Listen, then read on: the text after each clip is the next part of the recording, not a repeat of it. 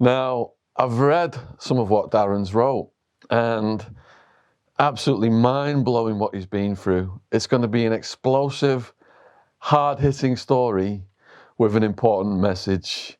Choose a life, not a knife.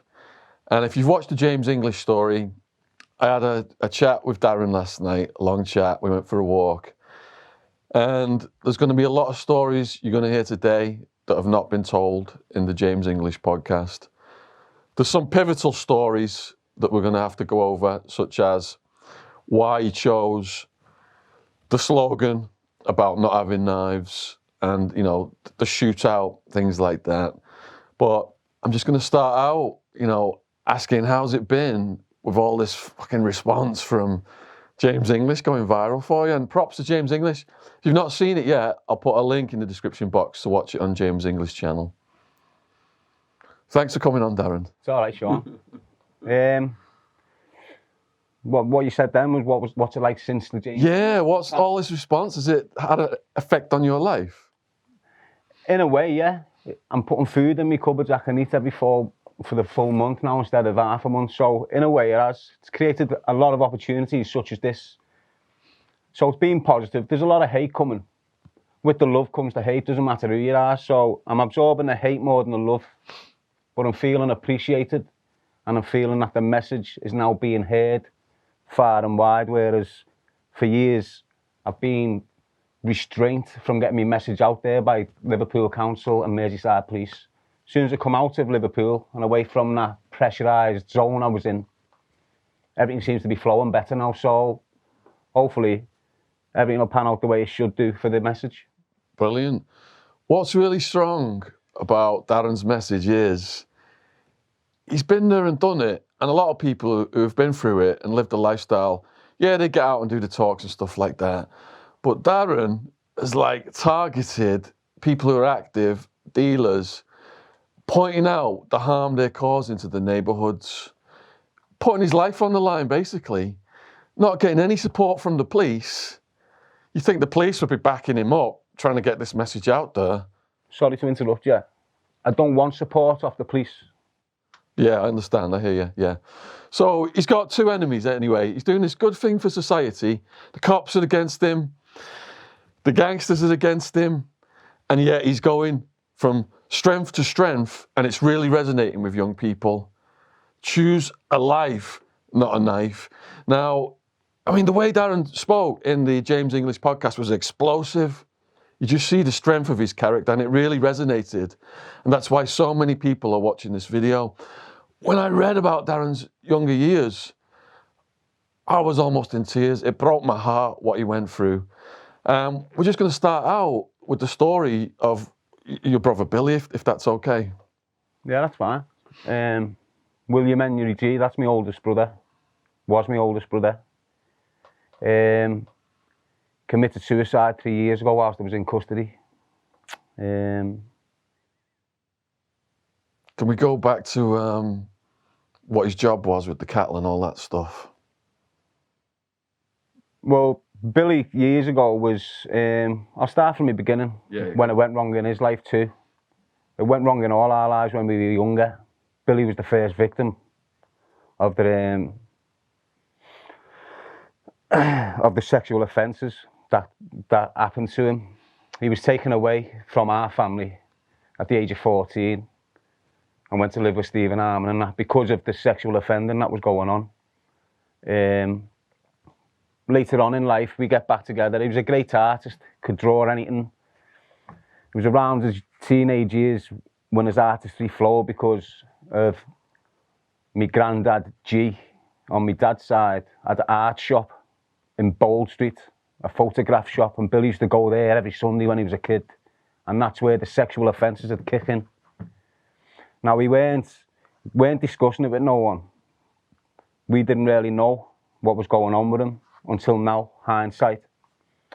He was getting abused by that side of the family at an early age. He couldn't handle it. He ended up on drugs, drinking, had a little girl, a boy. Moved on, he gets into his late years. He's a few older than me, Billy. So he's just looking for work. He ends up getting this job around when the cows got that BSA, whatever it was. Billy got a job as one of the persons that was killing the cows. And for his work, he had a catalyzer gun, which is basically a handgun with a bolt that flies out like this. And he used to take it home and then take it to work with him, do his deed, come back home, whatever. But he's always been dealing with this abuse. And he'd always turned to drugs and drinking drugs over it. But anyway, so I'm just doing my thing. I'm about 15, 16. I get a phone call off his mate, Ian Rossiter, Rubber. I'll call him a dickhead. But fucking, he's phoned me and said, I'm worried about your brother. He sent me a message saying, this is the last time you're going to see Billy G. So I'm just thinking, well, what? Come and get me then. So he's come round, he's got me.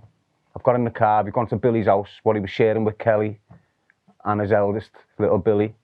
Knocking on the door, the blinds are closed, knocking on the door, no one's answering, look through the letterbox, and there's Billy lying on the couch, with the gun in his hand, with blood coming out of his head.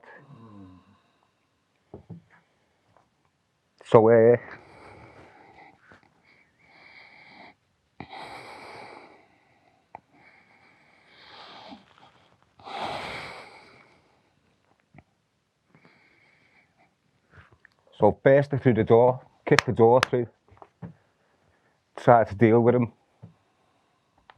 Didn't know what to do really, so just rang the ambulance. I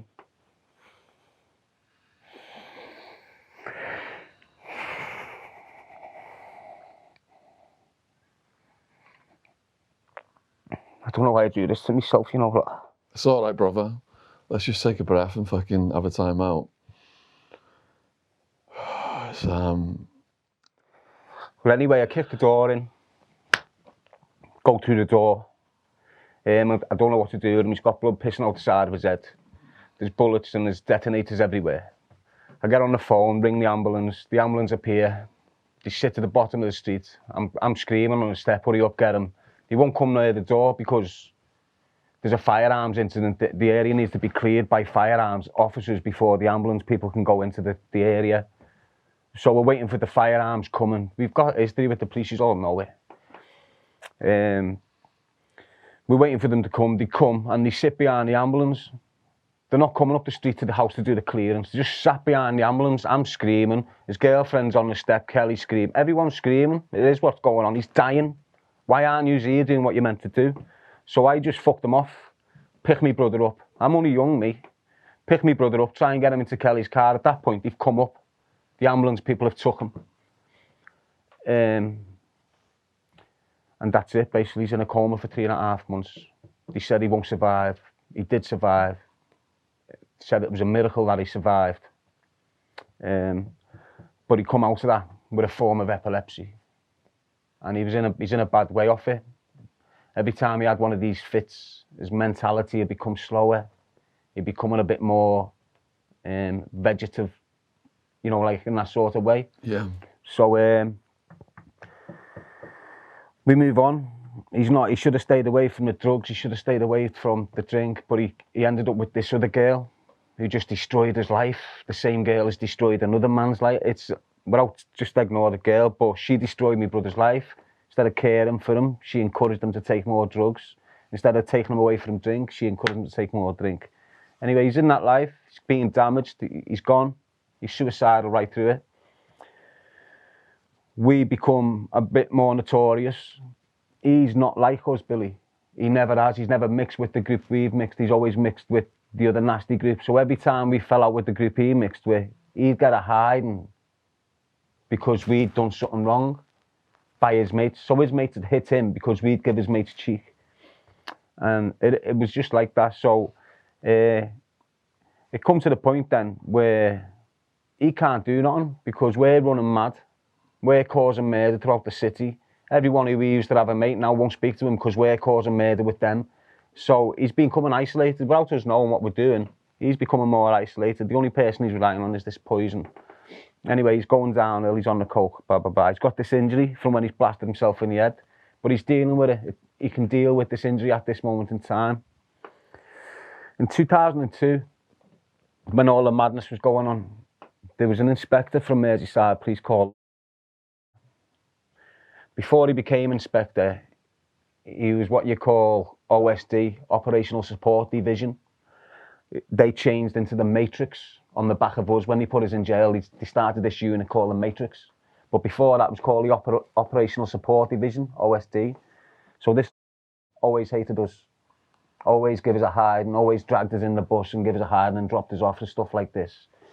Always harassed my mum on the street. No, just horrible, nasty policeman. But anyway, he promoted him, so he got himself to inspector. Whatever they'd had enough of us. Merseyside Police had had enough of us. They went rogue. I think there's a policeman's admitted that they broke laws to contain us and deal with us. But in that process, they've gone through my mum's door for firearms and drugs. We don't live there. We haven't lived there for time. Billy doesn't live there, but he's staying there this night. Now, they've targeted Billy at the address. We know that. It all came out in the court case. Now, what's happened is, the briefing before they've raided my mum's house, there's been a journalist there from the Liverpool Echo, and he was told in that meeting the target on this raid is Billy G. So they went to the house to target Billy G. Don't know how they knew he was in there because he never normally stayed there. So as you go to my mum's house, you've got a front door, you've got stairs, you've got a little back bedroom, and that's where Billy used to stay. So they've done the briefing, they've come to the house, the photographer's there taking snatch, bam, bam, bam. They've gone through the door, they've gone upstairs. Billy's lying down asleep. He'd been drinking the night before, as he did. He'd been lying down asleep like that on the bed. They've opened the door and attacked him. Now the first attack penetrated where he shot himself in the head. So straight away he's gone into an epileptic fit. But they've opened his wound again, wanted repaired, and he weren't that bad off it. He had a few problems, but what they'd done that night killed him, destroyed him, finished him, given him worse symptoms. But anyway, they've gone through the door. They've attacked Billy with the koshes.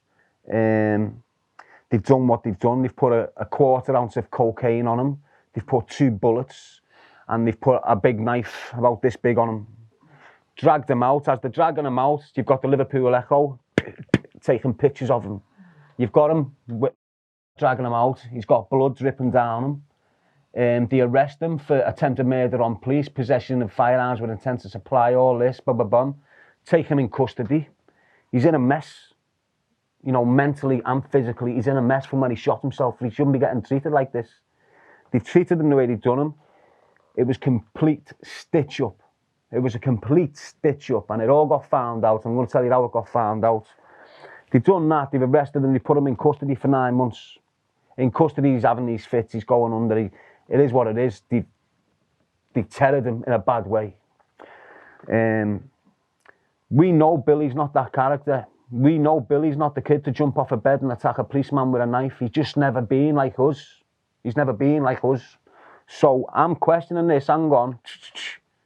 He's saying he hasn't done it. Let's get our own forensics done on the room before anything kicks in.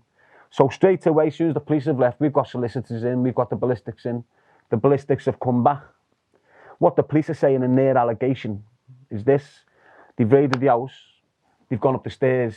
When they've gone into the back bedroom, Billy's standing there with his top off with a knife, and he starts attacking a police officer with the knife. So they've got to restrain him. That's how he's got the 12-inch scar on the back of his head off the beating. Yeah, he's got 2 of them. He had a 12-inch and a 7-inch where they've assaulted him. So their story was they've went in, they've raided it. Billy's attacked one of them with a shiv, started to stab the copper up. They've restrained him. The damages happened during restraining. In the process of the search, they've come across the cocaine and the things in the same room that Billy was in. Blah, blah, blah. As they took him out the house, they've got the pictures getting took by the photographer. He goes into the custody seat, he goes, bam, okay, everyone's believing you, that's the case, but we're not, and we want to find out if it's the truth. So the ballistics come in, and the ballistics completely contradict what their ballistics said. So their ballistics said, yeah, it all makes sense that he was standing up and Billy's attack and da. But our independent ballistics from a team in Glasgow somewhere said no. The first contact or assault or where the batons are being used have been on the bed. We can tell that Billy was lying down on the bed with his head on the pillow that way by the way the blood has splattered off his head and gone up the wall. The police couldn't see it, but when the ballistics have gone in there, you've got to, when they first hit him on the back of the head and went, wham, you've got to spray up the wall. So straight away, that's given us the authority to dig deeper on this. So we want the custody suite. We want the cameras out the custody suite, how he's treating him when he's coming to the custody suite. So the copper that's dragging him out the house and dragging him into the custody suite, and the one that's making the allegation that he's being stabbed in the vest, as they walk into the custody suite, the copper walks away. When he comes back into the custody suite, he's holding his vest like this. And then when he moves his hands away, you can see stab wounds on his vest. You know, as if it's like Billy had tried to stab him in his vest, not to coincide with the story. So we went, okay then, but we don't believe this has happened. We want all photos from the bedroom, from when he's come out the house off this journalist, from when he's been, so every photo we want to see them. He's refused. The police had refused to hand them over. The journalist is refusing to have them over. We had to go to court. We won the court ruling. The judges ordered the journalist from the Liverpool Echo to give every photograph taken about that day. We've got them. The copper that's got the stab wounds in his vest in the custody suit hasn't got them coming out the house when they're restraining Billy. So they're dragging Billy out the house like they stabbed him, but the copper who's now got stab wounds on his vest in the custody suite hasn't got them coming out the house when he's restraining Billy. So there you go, the case is proven. You've set Billy up, you've sunk him, and you've damaged him. They didn't want to. The next day, listen to this is how corrupt they are.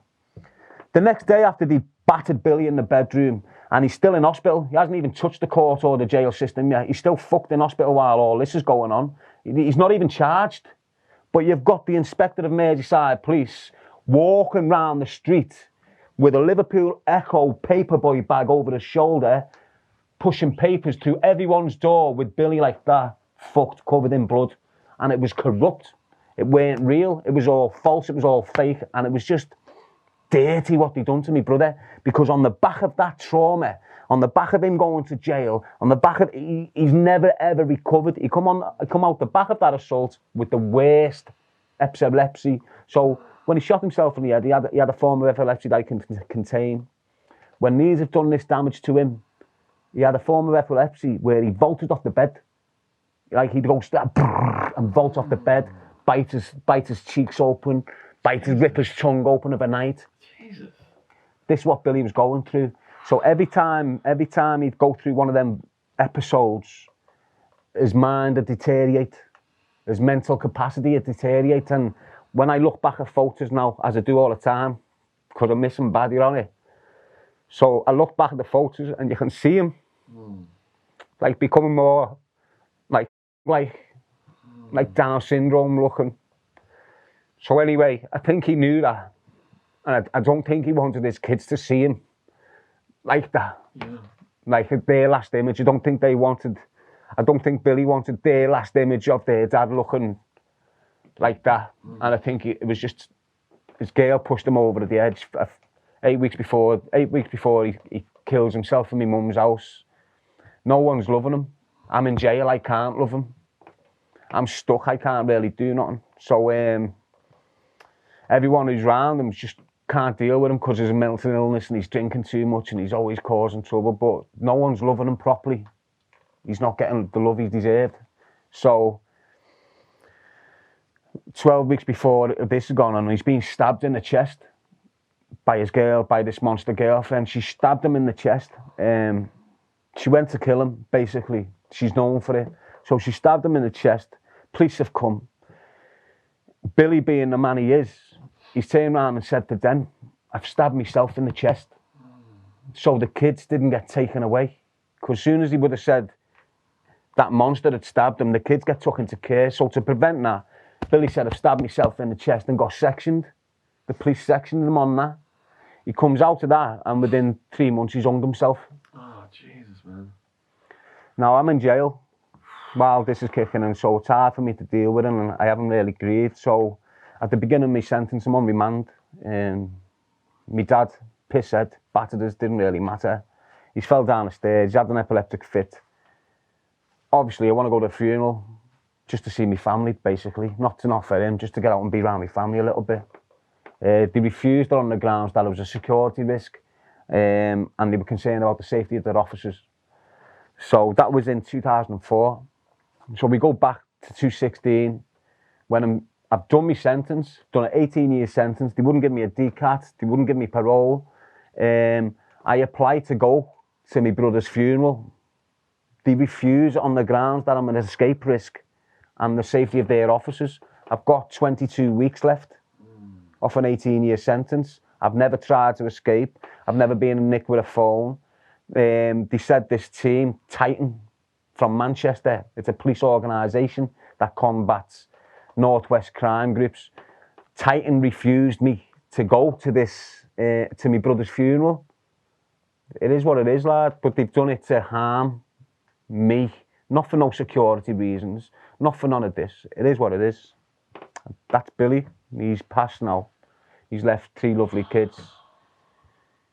Basically, his death just broke our family to pieces. It just ripped everyone apart, and we haven't recovered off it.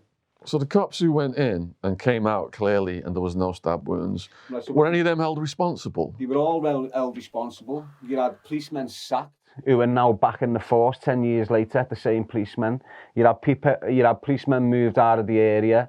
You had people like that just reprimanded, demoted.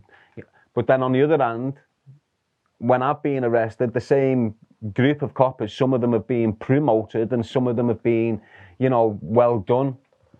But what they don't tell you is they settled out of court on that case with Billy and gave him £48,000 to not make it public. They also done it to me, Danny, Stephen and Ian. We all got money off the police for their behaviour in 2004. On my case, the same group of police were stitching us up bad. They've got me, little Craig Barker, Mark Richardson. We're all in a car. These are coming to stitch us, this and all this. They follow us into my Mars estate and just attack him, and then come for me. I get out the car knowing I've got a camera, put my hands in my pocket, stand there. They just come at me and floor me, dance all over me, and then arrest me, take me into custody, not knowing I've got CCTV that contradicts everything they're saying.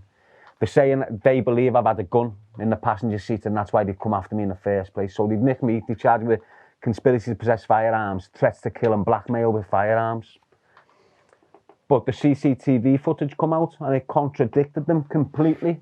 Just showed they were lying. There was nothing coming from us in what they said. They'd all colluded. The 4 officers at the scene had colluded and perverted the course of justice, and they were found guilty for it. Nothing happened to them. They were just demoted. I got 22 grand off them, but it never went in the paper.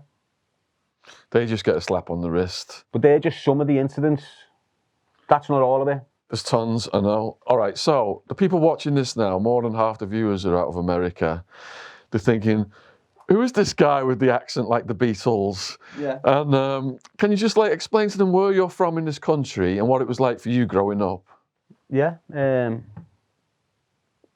Well, I'm from Liverpool.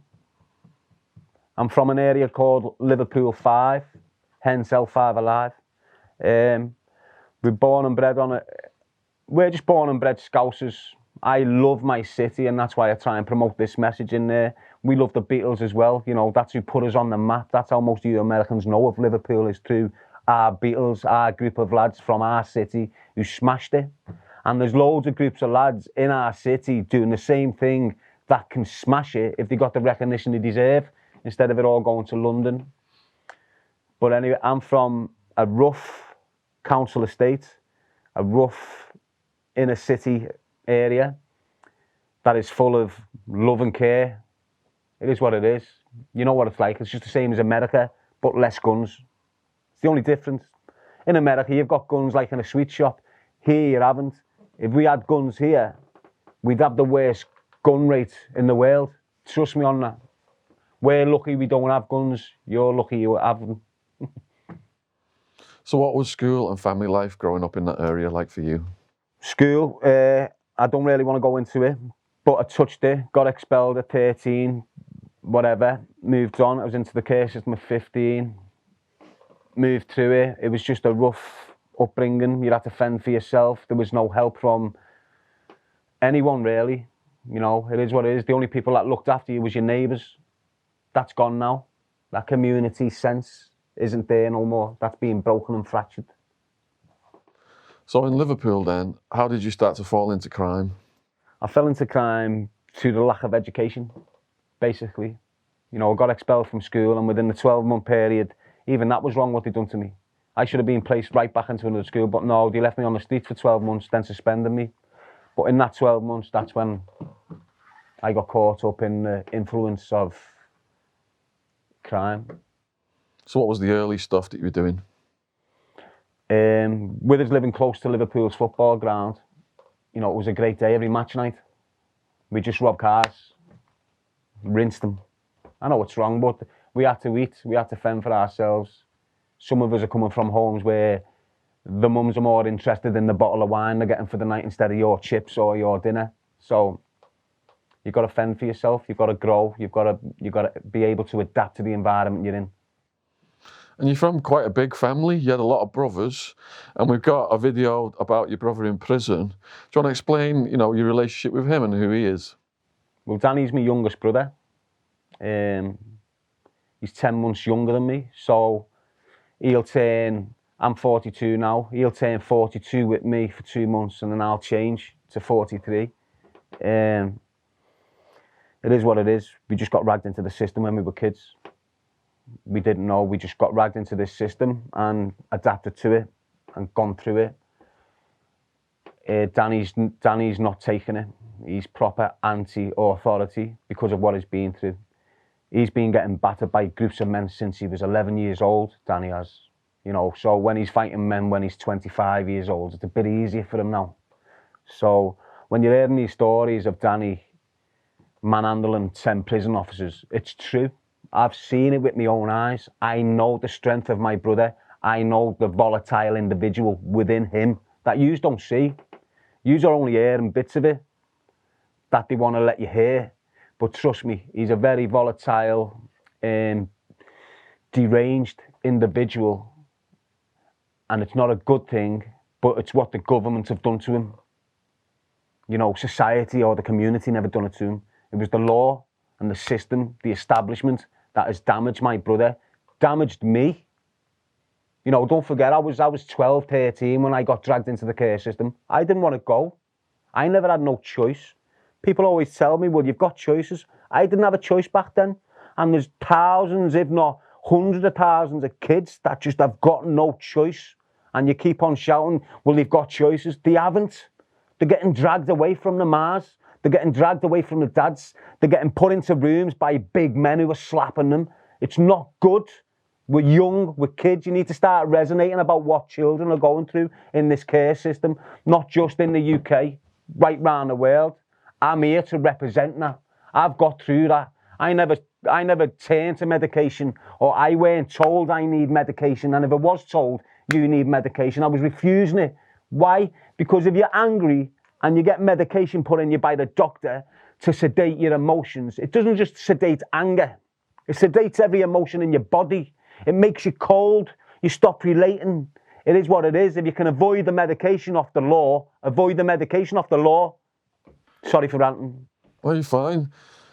And the other thing Darren said was about his brother throwing the 10 prison guards around. Danny, that story came on this channel from a prison guard. That's not someone just making this up. I'll put the link in the description box. It's got about 500,000 views right now. Neil Samworth, the prison guard, came on. We interviewed him.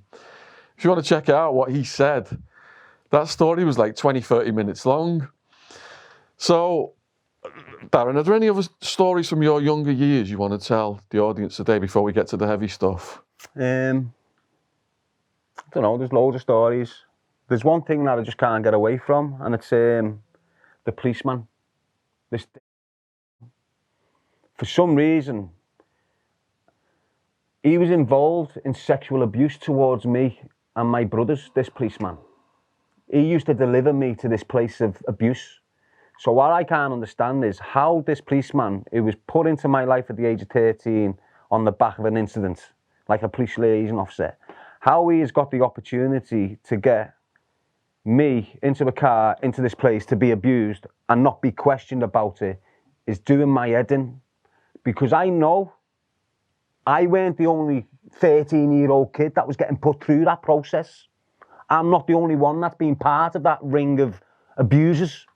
There's more of yous out there. If you're suffering, even if you're suffering now, right now, if you're 11, 10, and you're getting told to keep secrets by someone you shouldn't be, and they're saying, don't tell this, reach out, don't suffer, don't be ashamed of what's going on, reach out to someone and they'll listen. It's not a secret. If you've got an adult telling you this is a secret, it's his secret, it's not yours. You don't keep anything to yourself that's harming you. Share it. So if you are a vulnerable young person, you're going through something, and these people are telling you to keep secrets, who should they reach out to then? Anyone they can. Anyone they feel that's smiling at them for the right reason. Anyone that's looking at them and asking, are you okay? Just say you're not if you're not okay. You'll get loads of people that ask you and you think you can't say nothing because you've got this secret. It's not a secret. It's an evil individual trying to manipulate and condition you to abuse you. Don't let it happen, because it happens all the time. And police, there's a long history of abuse running through Merseyside police. Whether you like it or not, officers of Merseyside police, you know it's true. You're doing your best to keep it shut and quiet, but it's going to come out. Why? Because I've survived at the hands of one of your officers, and I'm not going to shut up about it. Doesn't matter what you do to me or if you put me into jail. I won't shut up about sexual abuse that one of your officers has participated in, and I think it's far wide, and it needs to be looked at more in depth. Can we stop talking about the police now? So you've mentioned that you did a 20-year sentence. So people are now naturally thinking, what were the events that led up to that?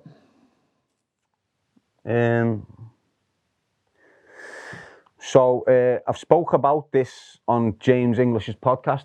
Yeah, a lot of people are going to want to just hear it again. All right, well, I'm going to give you a snippet. I don't want to start encroaching onto James's. I want to keep James's unique, like I want to keep yours unique. That's why you're getting a different story than him. But basically, we had to fend for ourselves. All the people in the local area didn't like me, so we had to battle against them to fend for ourselves. We've got on our feet into the drug game. The guns come out. Explosions have came out of it, so they say. Come to the 6th of April. I'm in a car with my brother, 2 of my friends. There'd been an argument 2 weeks before with me, Danny, and these fellas. I've backed Danny. They didn't like it. They'd come to try and kill me. They made a mistake and got little Craig Barker, who was 18. The gunman was an SAS soldier. He'd got his troops out of Bosnia. He'd received a military cross off the Queen. His name was Darren Waterhouse. Is that enough? I don't really want to touch on that subject, to be honest. Okay, so let's go to your arrest then. How did he get you? Okay then, so I'm arrested on the 20th of May.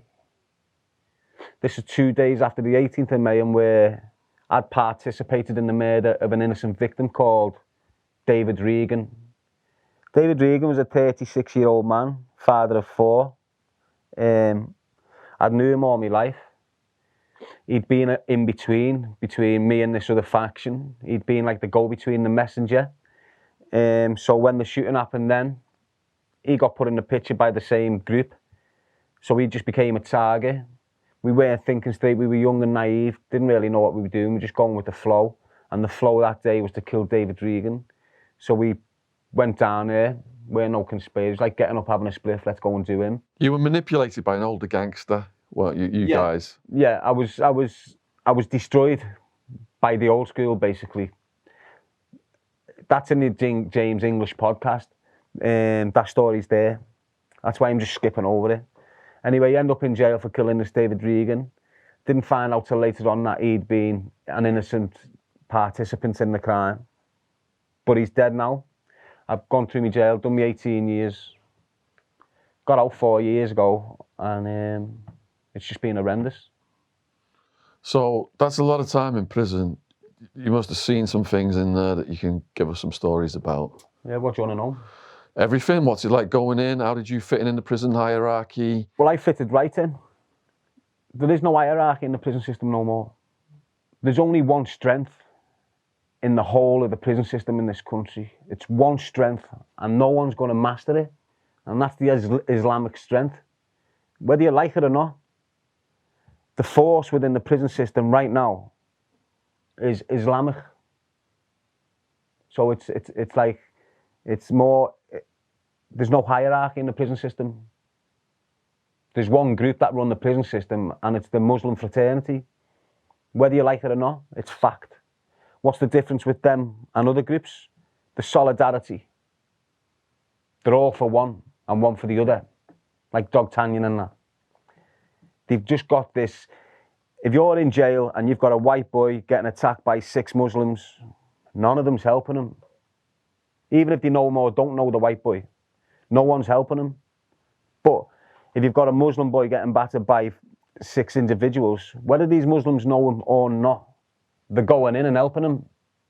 And that's where their strength is. If you're the brother, you're the brother.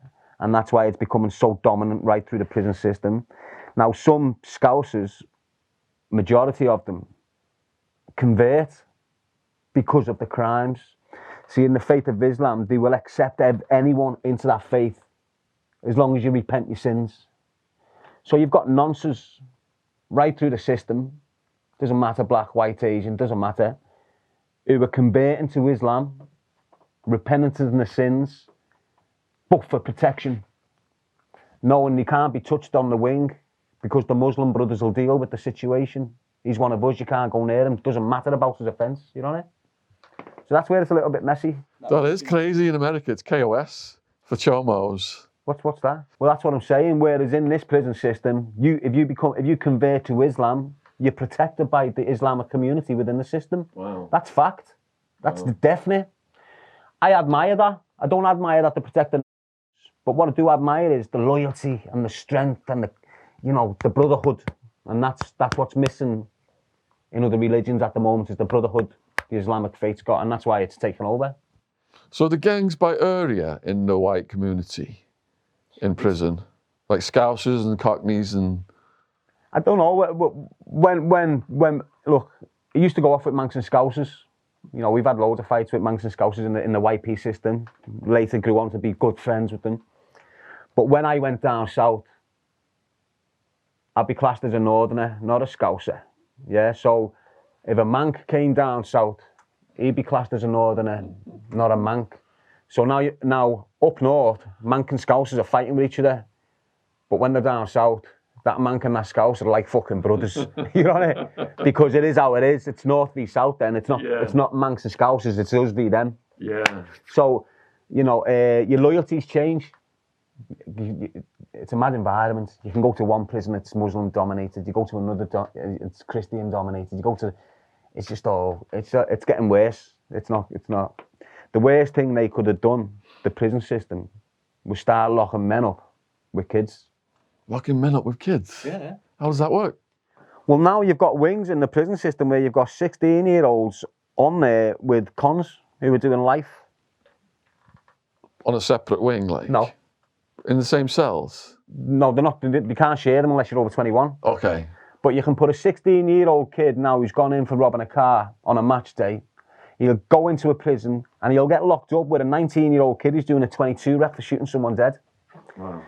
And that's the way, what's going on here? How the fuck do you expect this kid to get out rehabilitated if you just put him in a cell for 10 months with a murderer, a gangbanger? Yeah. It's not making sense. So the worst thing the prison system done, like it used to be 16 to 18, 18 to 21, 21 up. They just pull them barriers out. They remove the 18. So you've got 16 up to 21 on the same wing as 21 and up. Yeah. And that's why you've got kid criminals now with more brains than men, because they're getting educated in the system with men who's been into criminality for the past 25 years are just passing down their guidance and their knowledge of crime, and these kids are getting out with a bit more nous and a bit more gameness. And it keeps the system in business as well. Yeah, it keeps the system in more business. They've got to create the business. They don't like us. They don't let us go. Once we enter that system, you're a number and you're profiled, and they can earn so much off you. Look how much they've earned off me. You told me last night it was, what, £55,000 a year they get for a prisoner in Cathay, was it, or something? Yeah. Which is about $65,000 a year taxpayers' money. Right, but look how many Cathay prisoners there are now. In strange ways, you can be a little knobhead who gives a screw a bit of shit. They'll Cathay you and put you on the Cathay books. The minute you get put on them Cathay books, they get more money for you. Yeah. So in that strange ways, you've got a Cathay unit. Now, instead of having like notorious Cathay prisoners that should be on there, you've got people that just can't conform in a normal place, who are not in for crazy charges, like this fucking nugget, this fucking... Now he gets put in Whitemore, dispersal, category 8, Belmarsh. He's not getting put in there because of his crimes or of who he is. He's getting in there because he's just a rat in the system. Do you understand? So what you're getting these units with rats and very dangerous people, and they're mixing. And it's not like they're just making money off it. Yeah. So you've got a man there who's on remand for 2 murders. He's got £1 million in the bank. He's a danger. He's Cathay. There's a reason he's on there. Then you've got a dickhead who smuggles a phone in, and they Cathay him and put him in the same situation as this notorious fella, but they're only doing it for the money, in strange ways. So a normal prisoner will get 38 grand a year. Cathay prisoner, they're getting 68 grand a year. So it's in their interest to just Cathay you. So then he's going to school the dickhead, and the dickhead's going to rise up. It's never ending, mate. Yeah. The prison system's fucked. So out of all the juvies and adult prisons, how much time have you served, and how many facilities have you been in over the years? Well, look, mate, and people are going to think this is mad, and people are going to think this is a little bit... Let's put that outside. It's buzzing. Thanks. People are going to think it's mad, but on my 18-year sentence there, for whatever reason, I've gone in. I've spent a year in Walton on remand, then got security transferred to Strange Ways. I'm in there for 1.5 years. I'm convicted in 2007, in the middle of 2007, for between 2007 and 2007 and 2016. I touched base in 80 establishments. Do the maths, mate. 80 establishments? Over how many years? I'd go for, say I was in Lardham Grange in June.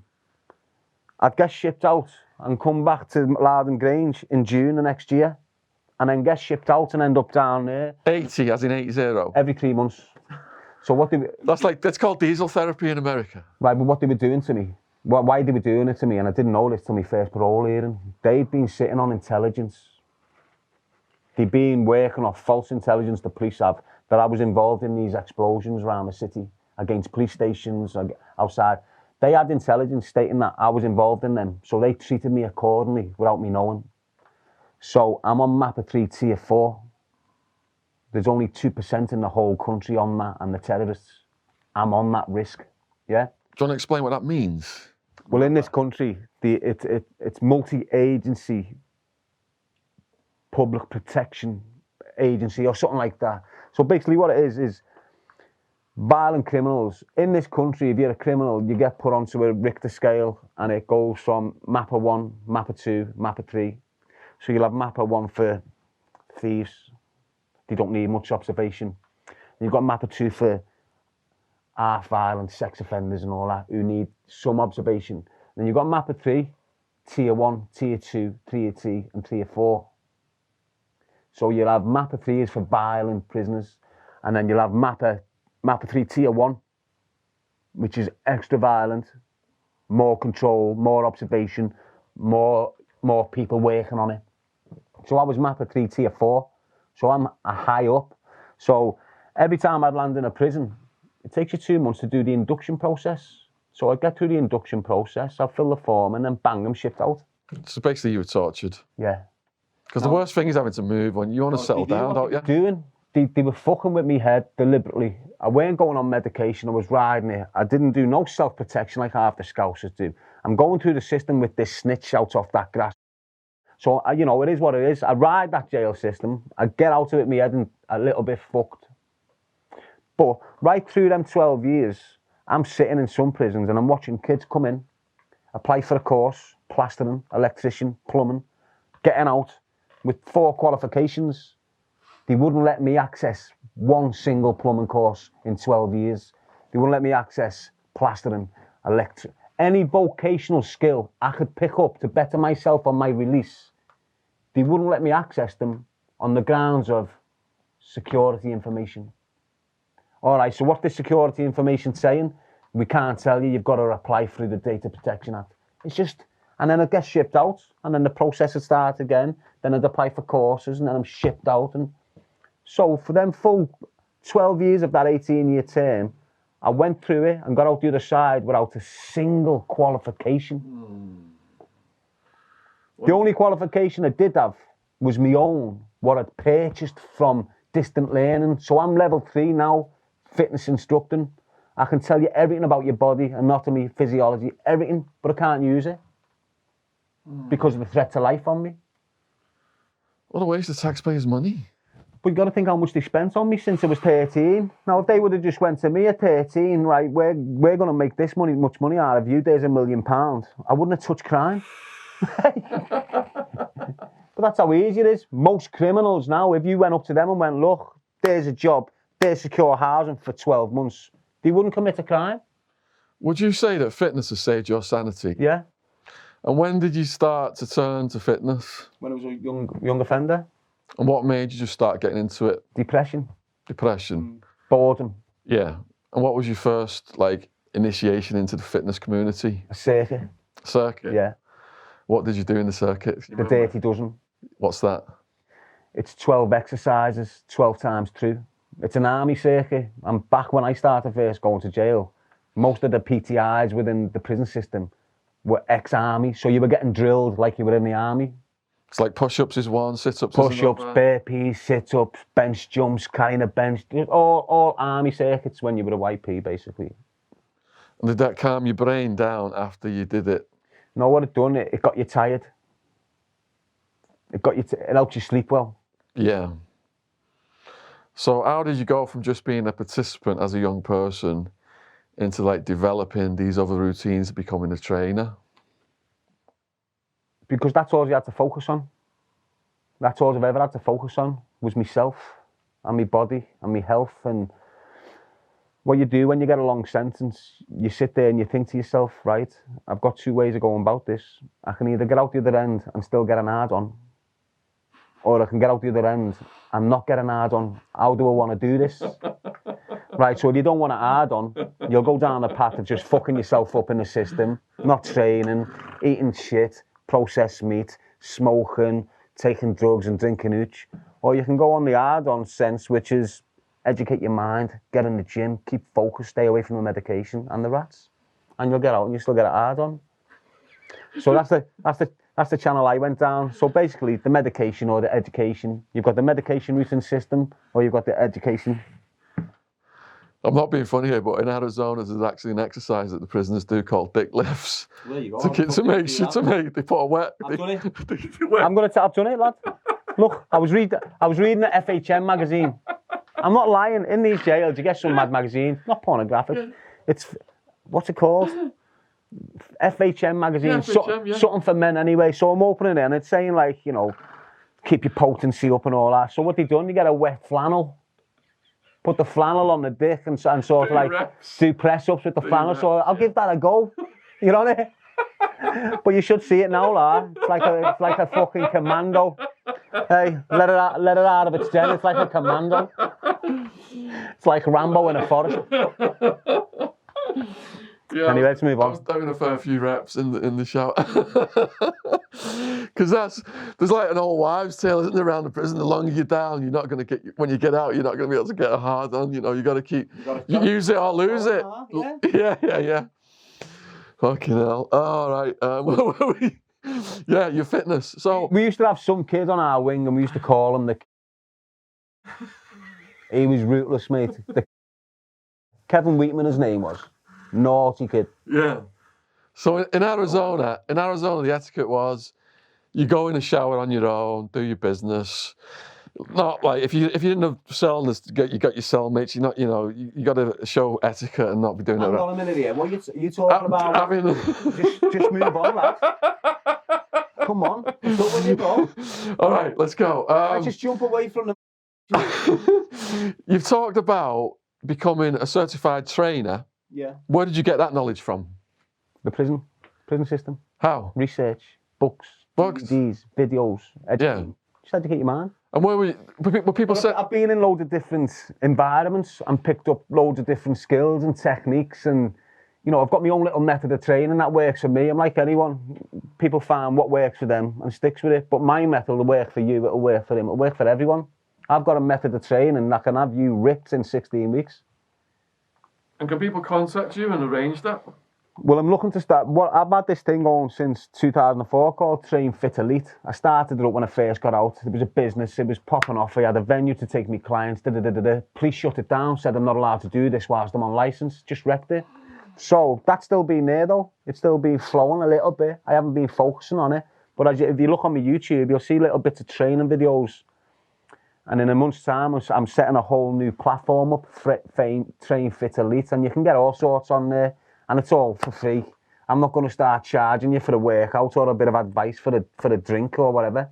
It is what it is. But if you want training off me and you want instruction off me, you'll have to give me some dough. I've got to live, I've got to eat. But I'm good at what I do. If it took me top off now, you'd probably go, well, you can't prove it.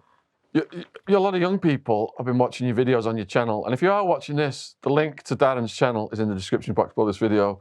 And if you want to see some of the stuff he's doing, I can barely do pull-ups these days. He's going upside down and going round, and just with his bare arms, you can see how strong he is right now. So, and it's natural, no steroids in here.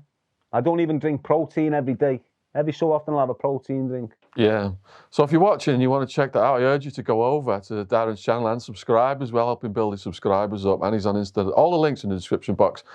Going back to prison then, that's a lot of time you've done. And people with status, it could go two ways. They've got the respect, they fit in, and beefs don't arise because of that respect. Or people think, all right, he's well known as a hard man. If I take him down, I'm going to have a bigger name than him. During your journey through the prison system, where were you with all that stuff? I was neutral, mate, to be honest. I didn't control no prison wings. If I landed in a prison, I'd have me following. And it'd become a bit of a security issue, so I'd be transferred because the following was a bit big. But I've never had people come to me and try and cut me face. I've never had people try and attack me in that way. I've been assaulted years ago, early days. I was in Strange Ways. I'm sitting down getting my hair cut. There's this kid in there called Marcus Orkoch. He's padded up to these kids, and the lad in this cell is bullying Marcus's pad mate through the window. Marcus isn't happy. He's had an argument with him. They've had a little scrap. It's mellowed down. We've had to go in on them. We went in on two of them. Me and Marcus went in on two of them, warned them, still told them how it was. This is in Strange Ways. That afternoon, Marcus has gone on a visit. I'm sat down, getting my hair cut, and he attacked me with pool balls. Get me on the back of the head here. I'm sat down. They come up behind me, pool ball in the sock, round the back of my head. I take it, stand up. I'm a bit dizzy. Throw me mirror at them while I'm looking at my hair. Throw me mirror at them. Chase them down. They all just go into cells. And that's one incident. That's it. It's the only incident where I've been attacked in my whole jail. Jesus, wow. Yeah. So you must be adept then at navigating the system. Yeah, I was 13 years then put into a system, and I only left it when I was 36, mate. So I know everything. So outside of that then, what's the most horrific things you've seen in prison happen to other people? I've seen a Dutch pot full of oil poured over someone's head. So that's probably the most graphic, because the minute he went like that, his skin just fell off his face, and then he went onto the floor, like into some sort of shock thing. He survived, but he was lucky to survive, and when he did survive, he had disfigurement. Were there situations where people you liked or were associated with or you'd made friendships with in prison, you had to intervene to prevent them? Have you got any stories that you could tell us? I've protected a lot of kids. I've stopped a lot of lads from Liverpool. You fucking know it. I've stopped a lot of kids getting hurt in the system. I can't really give no examples because I've never attacked no one for someone, if that's what you mean. I've never, like... No, I mean, like the background of the story. Why were they getting sweated? It's what's going on outside. They're coming inside and the beefs, you know. So you've got two groups outside, they're beefing with each other outside. Next minute, they shoot one of them and he goes in jail. He's in jail for 5 years. All of a sudden, one of his boys gets shot and that kid is in jail. So this kid who's already established in jail for 2 years is now looking to harm this kid who's only been on the wing for 2 weeks, who's not established. This kid's got a network on the wing, all his little mates who he can give dough to. This kid hasn't. So the minute this kid lands on the wing, this kid's got dough, he's been getting swag over the wall, he's got a little bit of pull, go and cut in. A little bit of spice, go and cut in. So I've been in that situation where I went, whoa, anything happens to him, then you're getting dealt with. You don't go near him. That's happened a few times, but that's it. Did you mostly have your own cell? Yeah, I was single. I was high-risk cell share. The whole time? Well, at the age of just turned 21, I'm in Walton. Years ago, anyone could share with anyone. I'm in Walton now. I'm on K wing, which is remand wing. I get put in this cell on the trees, and they put this kid in with me, this Barry Williams from Toxteth, handbag snatcher, smoking heroin. So he's a smackhead. I'm fresh in the system. Blah blah blah. I'm fresh in this cell. Don't like smackheads. All of a sudden, I'm waking up at 3 a.m. They're smoking smack while I'm asleep. I'm 21, I'm waking up and this smoking smack while I'm asleep. So off the bed I go, boof, give him an iron on the bell, one man gone. And from that day on, I was high-risk cell share. They wouldn't put anyone else in the cell with me because of what I'd done to him whilst locked in the cell. And that came round because in London, they put a racist in with an Asian kid. When they knew the kid was racist, he shouldn't have gone in with this Asian kid. So he's battered to death, this Asian kid, with something off the table in the cell. So on the back of that, they brought a thing into the prison system which they made an assessment on every prisoner that enters, whether you're a high-risk cell share. And if you're a high-risk cell share, you get a single cell. So right through, I had a single cell. I could turn around in strange ways and go, yeah, I want him in with me. And they'd put him in with me. So I'd get Wes Brown in, get Mark Richardson in with me for a bit, and then they'd disappear, and then I'd go single again. Are you the kind of person who preferred your own cell? Yeah. And why is that? My own space. There's too much. That's why I am today. If I would have had a double cell through that jail, I'd be fucked on drugs. It's like living in a toilet with another dude, isn't it? Yeah, but you don't know who you're getting. Yeah, the cellmate lottery. Whilst I was on remand, I was getting a cellmate every week. And I'd kick off about it. I'm just getting used to this one, and he's getting out and you're giving me another one. I'm looking at fucking 30, Rech. That's what Michelle was. I'm looking at 30 years, and I'm getting a pad mate every 2 fucking weeks. How do you expect me to settle on my man and concentrate on my trial if I'm getting a new... They could be snitches or anything, so fuck that, single cell. Did they try and put any cellmates in you with your dad bad charges? No. They knew better? Yeah. So your motto is, choose a life, not a knife. And you're trying to prevent kids from going to prison. But for someone who's going to get sent down, what prison survival advice would you give them? Educate yourself while you're in there. Leave the drugs alone and the medication. Just knuckle down. Use it to your benefit. If you're going into the system, doesn't matter what the crime is. If you're a lifer, just do your rip. Stay strong and do what you can. But if you're going in for a short period, get in there, because they have got things that you can use to make it better for yourself upon release. They have got them. They mightn't use them right or push them out to you properly, but if you look, they can supply you with education. They can supply you with the necessary tools to work with yourself when you're on release. So how prevalent are drugs and how easy is it to stay out of that lifestyle in prison? You can't. If you're in prison, you're involved in the drug world.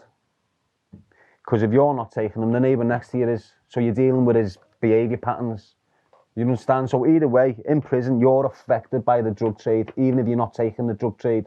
Just off the environment you're waking up in. Just when you're going down to get your dinner and a kid gets cut there because he owes him money for drugs, you're still involved in that space of poison. So you're getting affected either way. So you're saying it's the minority then that are not... It's the same in every society. It's the same in Liverpool right now. Liverpool's getting a very bad name. And 99% of Liverpool people are proper, decent, loving, caring individuals. You've got that 1% that's running around the city, creating havoc, damaging not just the reputation of Scousers, the heritage of our city. They're ruining it. How are they ruining it? Because they're giving 13-year-old kids cocaine. By the time that kid's 13 or 20, she's smoking crack and having children. Then her children are going to do the same. So that's why you're destroying the heritage. If you're a drug dealer, you need to understand. I know drug dealers now where their kids are fucked with mental illnesses because you've given them too much materialistic shit in their life. You're doing it wrong. What, because you never had a good pair of trainees? You want your kid to have a good pair of trainees.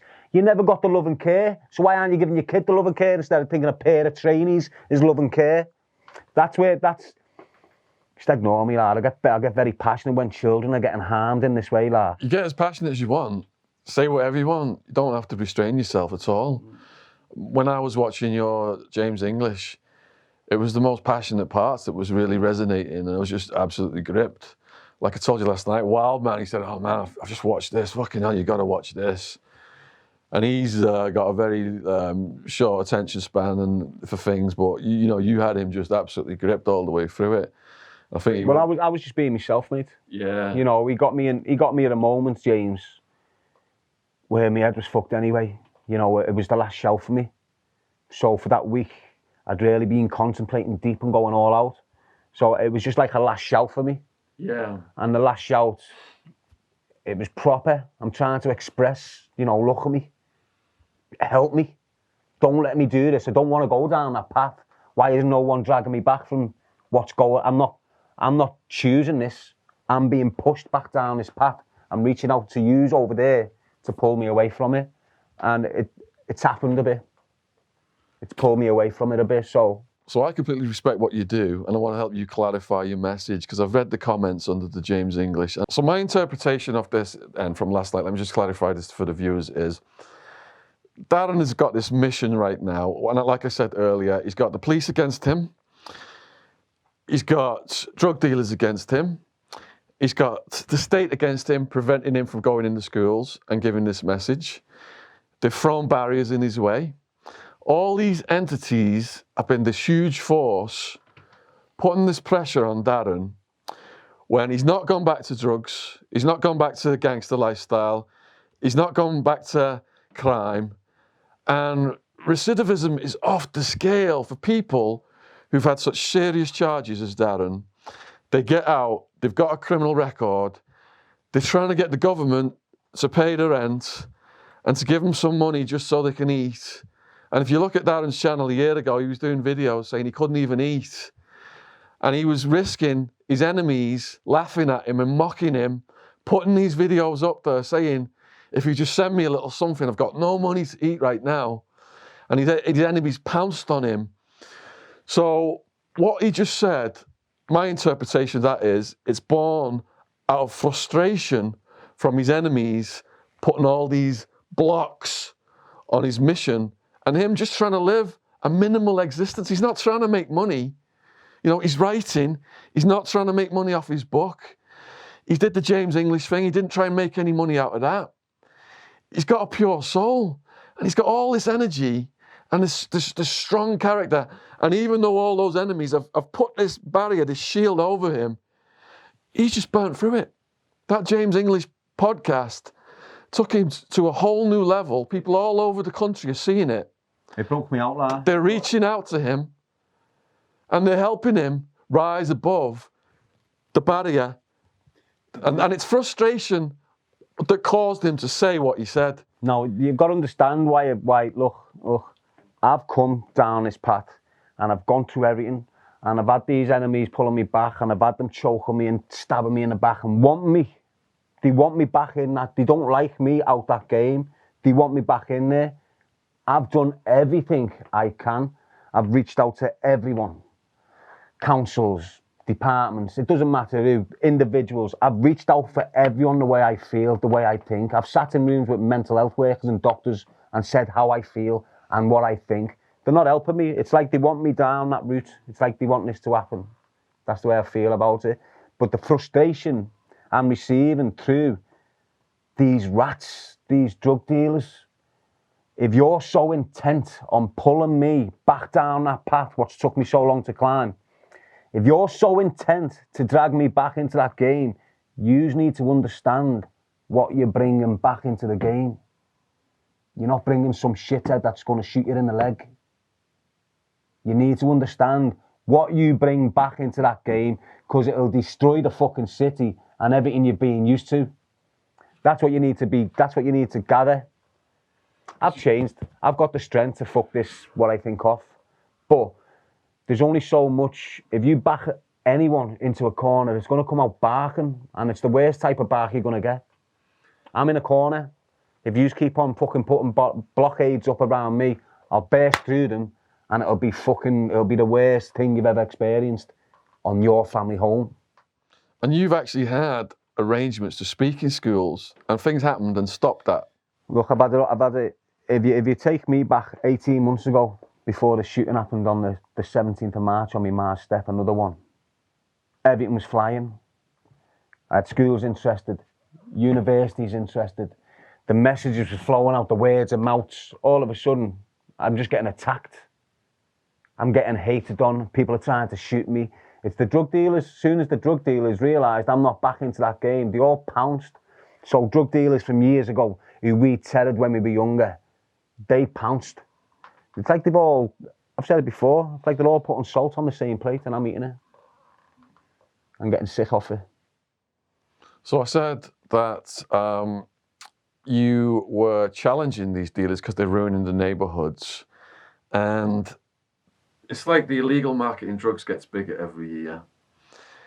They get more armed up, there's more violence. It's like a race with the cops. I know, but the market's only getting bigger because there's more drugs becoming available. So it's not just coke, weed, smack and that no more. It's coke, weed, smack, spice, fist, bam, bum, bum. So the market's going to get bigger because it's catering for a lot more people. And who's let that happen? The government. So the government's drug laws have created it. Yeah, that's what I'm saying. But what I'm going to ask you is, you're targeting the dealers, you know, saying you guys are ruining these neighbourhoods. Yeah. Do you think you're on a losing battle though? Because someone will just replace them if they stop. It doesn't matter if it's a losing battle. It's the right battle. Yeah. That's what's important to you. You're saying, do you not think you're going to lose? I'll probably die for what I'm shouting here, but I'm dying for the right reason. I'm dying for the right reason. If anyone can sit there and sit back and look at their community and tell me it's not ruined through drugs, I want to go and live there. There's not a place in this country that's not touched by the impact of drug taking. Nowhere. Doesn't matter how posh it is, there's a drug user there. And that's how saturated this country became through drugs. Now, the drugs aren't just, it's not like, oh, cocaine's just for the rich and famous party night. It's not that no more. You've got 13-year-old kids. My own niece is an example, snorting coke on a Friday night in local parks. She's not the only one. There's hundreds of them up and down the land. It doesn't matter where you are. So when I'm getting criticised for screaming about this shit and I'm getting attacked and I don't give a fuck. I know I'm doing the right thing. I'm not the wrong person in this. You want to shoot at me for doing this? Shoot at me. I'm the good person in the situation. I'm doing the right thing here. I've got a message, mate. This choose a life, not a knife. It's a message, it's an umbrella. Under that umbrella, it's not just knife crime. It's drug taking, it's gang life, it's abuse, domestic violence, bullying, everything. It's all there. Why? Because I've experienced most of it. I can give you a true account of how to feel in them situations. I can also give you a method that can pull you away from them situations and make you strong again. Why? Because I've done it all myself without medication. The first thing they want to do to you is sedate you. You can't be real. You can't fix nothing while you're on medication. You cannot fix yourself while you're on mind-altering medication. I don't care who you are. That's just being a client for another drug dealer, isn't it? Which is the government is the biggest drug dealer, pharmaceutical companies. So it's better to stay pure-headed. All right, I respect what you do. You're doing the right thing, like you said. Completely understand that. The people who support you see what you're doing, and they respect that as well. You said people go out and talk to kids, but they're not doing this stuff at the level you're doing, challenging the dealers. I can see in your eyes you'll go all the way. The dealers know that. So the people who love you and follow you, and I know you will go all the way, and if you go out, you leave a legacy. But the people who follow you are concerned about your personal safety, concerned about your mental health. Do you think there's a way of balancing it whereby you wouldn't be taking so much risk, or you just all in? Life's a risk, mate. Doesn't matter what life you're walking or what path you're walking, your life's at risk every day. It's up to you how you risk it. I feel I'm risking my life for the right reason. I'm risking this life to protect them 10 lives, whether they like it or not. You mightn't realise it now, but as you grow up and in 10 years' time and you understand what I was doing 10 years ago and you look back on me and you'll go, you know what? He was right. He was doing this, he was doing that. He's right, he's dead now, and he never got the respect he deserved. That's what's going to happen to me. I don't want nothing off no one. I'm simply just trying to educate kids and let them know that you have got choices. Even at 13 and you think you haven't got choices, you've got a choice to get out of that situation, run away from it, tell someone, you've got choices to make. Now, you can either follow that drug dealer and try and live like him and become a lamb instead of the shepherd. But you're following the wrong person. You're following a rat that's going to shit on you and manipulate you, because that's what drug dealers are. They're poisonous, selfish and materialistic. Now, if you want to follow that type of individual, I'll guarantee you become materialistic. You'll get into the game, you'll get a nice bed, you'll end up on drugs, and then you'll go to jail. All in the space of 3 years. Trust me. Space of 3 years, that can happen. Your life totally destroyed.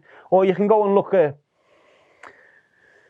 Darren Till, Michael Owen, Steven Gerrard. Look at them. What did they do? They went to school. They educated themselves. They got put. Now, most of you haven't got the parents they've got to guide them. But you can still break out of this shithole and become something great. You can. Everyone can. You've all got it in you. You just need to find it and motivate yourself. Plant a seed in your own head, not no one else's. Plant a seed in your own head and water it, and it'll grow. It just depends how you want to grow, in which way it blossoms.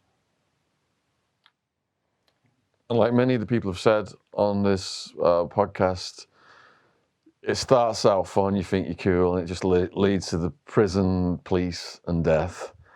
And it's a long road, that road of drug use. Glamour and glitz, you think in the beginning, like you said, you're getting the birds and all this stuff. But over time, the high goes down. You're always chasing the early highs. You start to mix your drugs up, get into harder drugs. And the end of that road of drug use, people shooting up, hepatitis C, yellow jaundice skin, teeth rotting out. And the guys I saw in the jail, they knew they were killing themselves. And all they cared about was getting the drugs in and getting high. And it was really sad, because a lot of them, that stuff happened to them in their lives, and they didn't have the tools to deal with it. The point I want to get across here out of all this is, look, girls, lads, doesn't matter who you are, how old you are, colour, race, whatever. You don't know what you're doing. If you're taking cocaine and you're 15, you don't know what you're doing.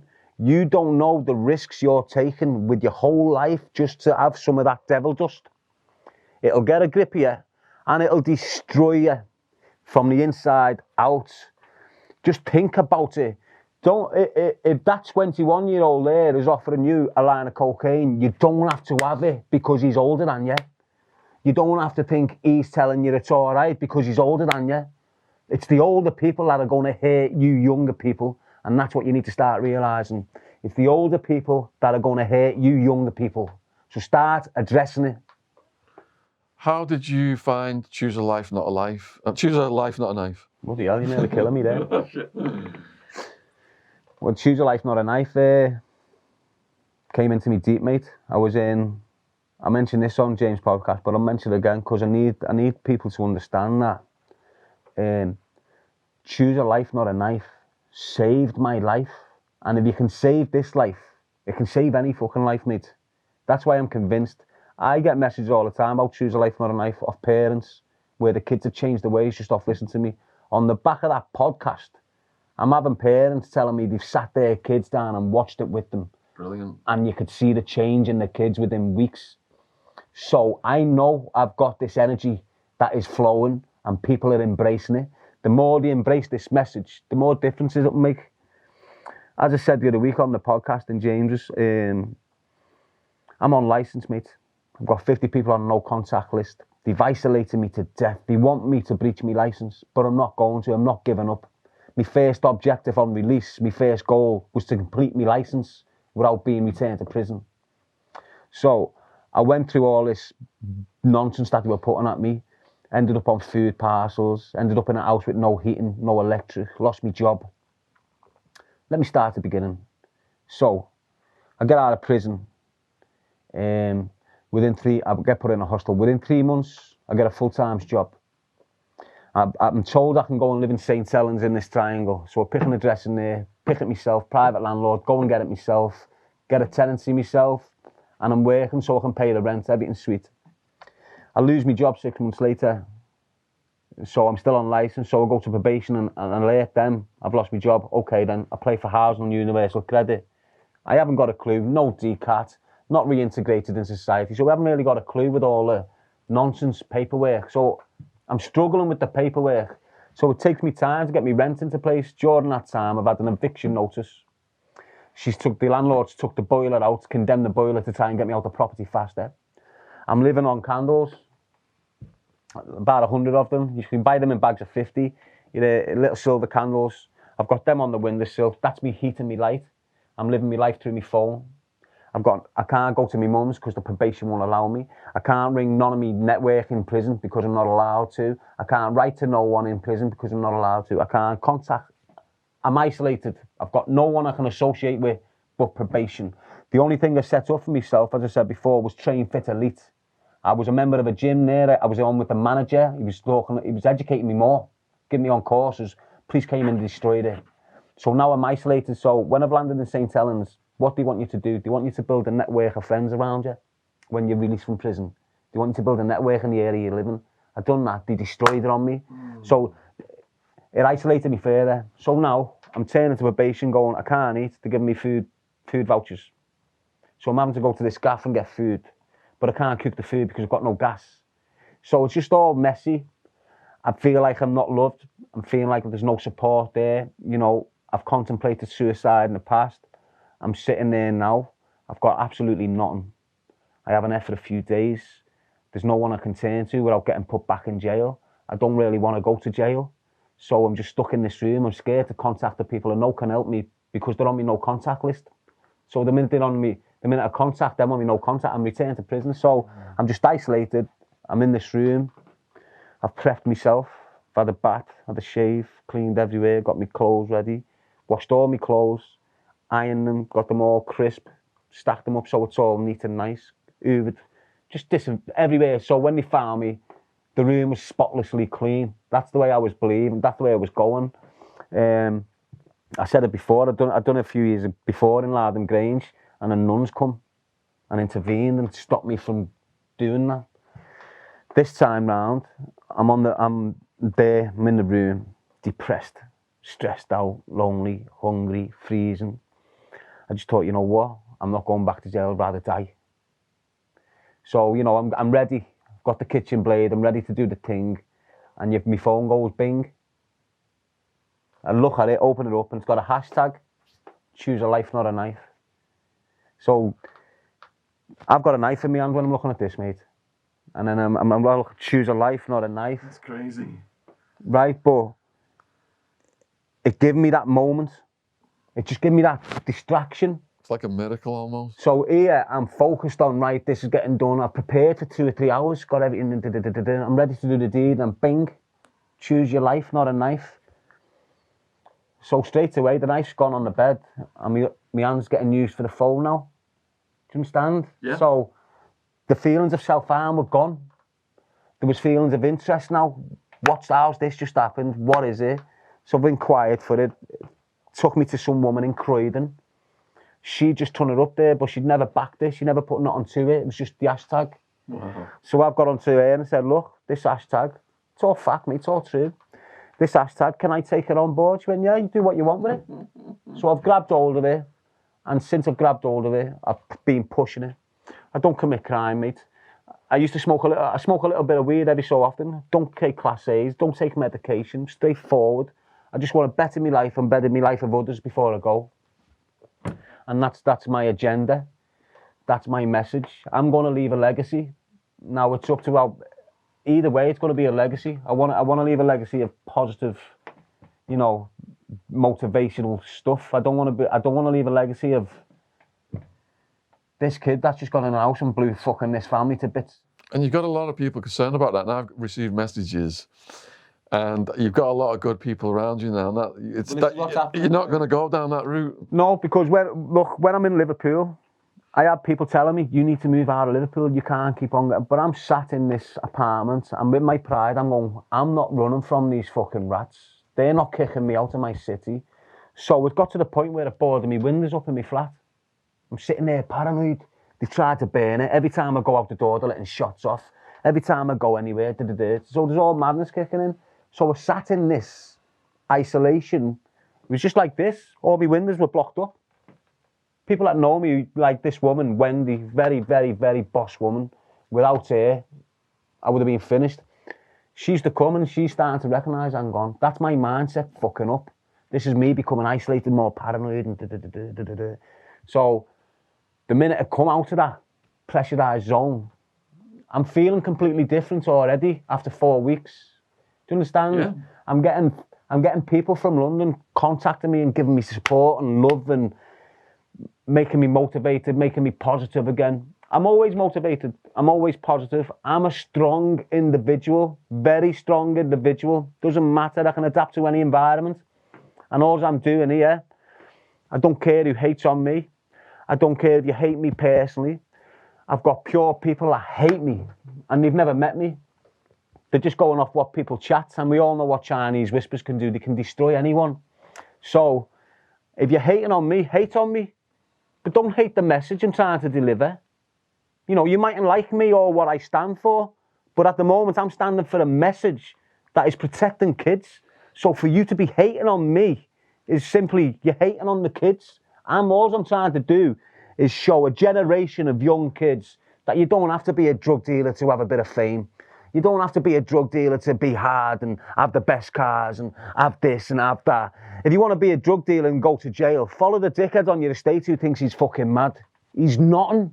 He's a dickhead. He's not going nowhere in life. You'll still see him there in 10 years selling the same shit. He won't progress. You can. You will. You get a 16-year-old drug dealer. If he starts grafting for 10 years, he's done 5 years of it in jail. You've got a 16-year-old you. You start grafting for 5 years in a McDonald's. At the end of the 5 years, you're able to get a mortgage. So use your fucking head. Use your brain. It is what it is. So it's never good to focus on the haters, but I just want to give an example to the viewers of the insanity of some of the people that are doing stupid shit about you. I won't mention the guy's name, but last week I watched a video and there was a young man and he had a gun out and he's just pointing the gun at the camera and he's just screaming about Darren G, just going, oh, I'm going to do this to you, I'm going to do that to you, blah, blah, blah, blah, blah, blah.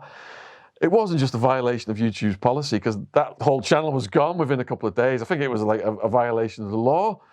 So it was quite idiotic to do that. All right, so we're speaking the truth. Yeah. So we've derailed from your life story a bit. Let's go back to your life story again. Bring it back. We're just talking about dickheads now. When were you ever the happiest in your life? when a woman called Pat Kennedy took me on. And when was that? When I was a child, I got kicked out on Christmas Eve in the snow. How old are you? 10. Why did you get kicked out? Don't know.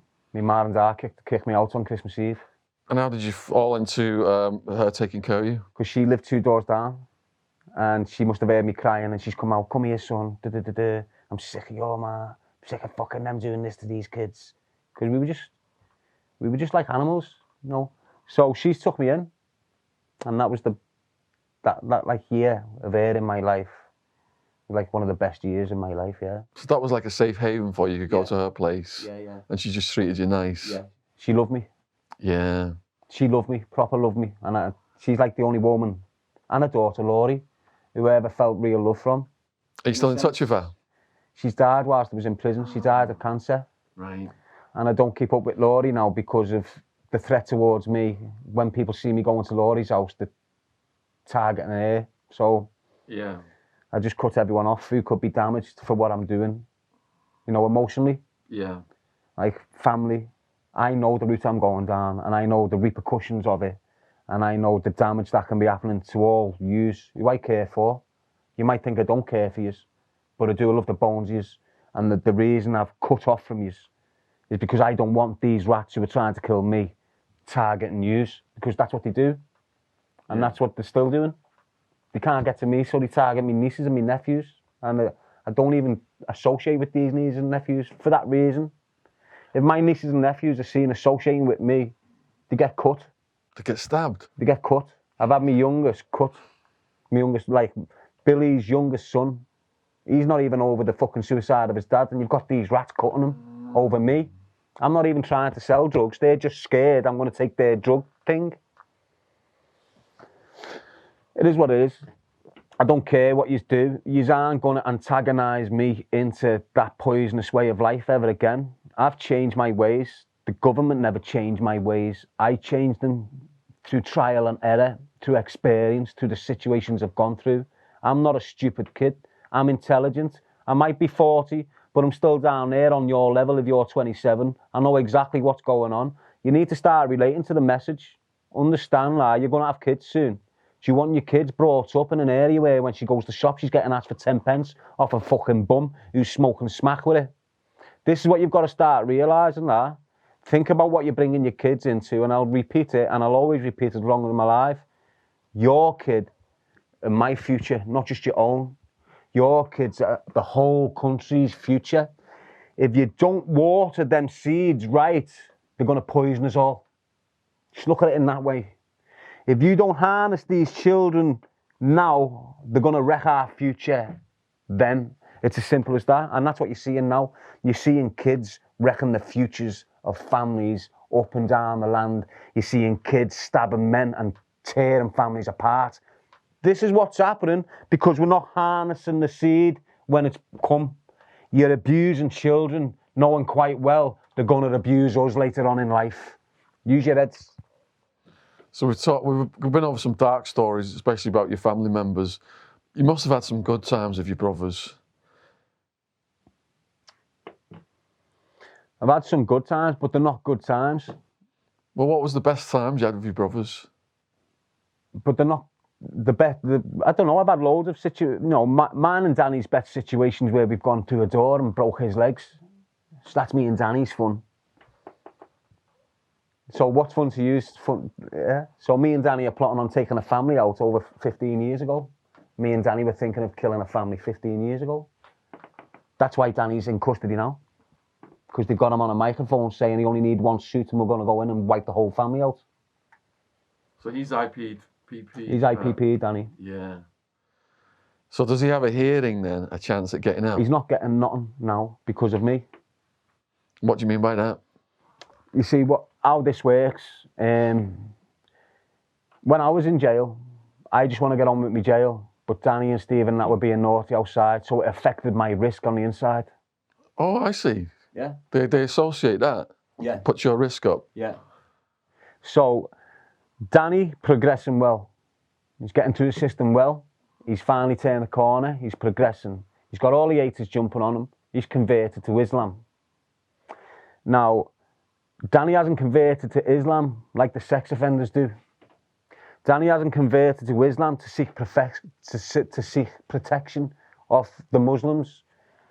Danny has turned to Islam because it brings peace into his life in that solitary confinement conditions he's in. It's the only thing that calms him down. It's the only thing that gives him focus and narrative in his life. So when people are criticising individuals for converting or reverting, you've got to understand there's different reasons why people convert or revert. It doesn't matter what faith you're going to follow. People like me, I embrace Christianity for the peace it brings into my life. Although it's only small, it gives me them moments of peace. Danny converted to Islam after being a staunch Catholic all his life.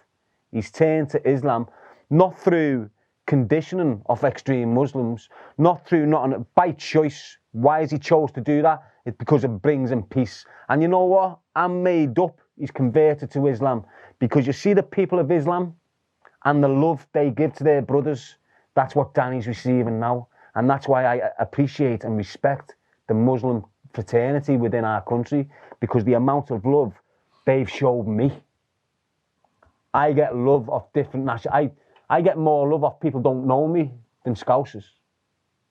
I don't feel a love from Liverpool the way I do when I'm out of Liverpool.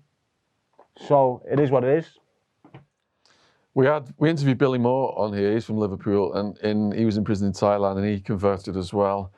If you want to see that, it's on the True Crime Podcast playlist. And Wild Woman as well, one of my co-defendants, she converted in Arizona. There's a sense of community, and they're looking out for each other and getting better food and things like that. Are you allowed to visit him? No. How come?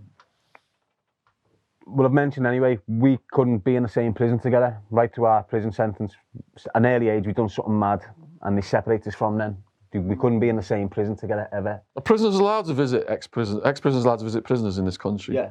They can? Yeah, after 3 months of you leaving prison, you're allowed to enter another prison to visit someone. Oh, right, okay. Yeah, but with me and Danny, the police don't want us talking.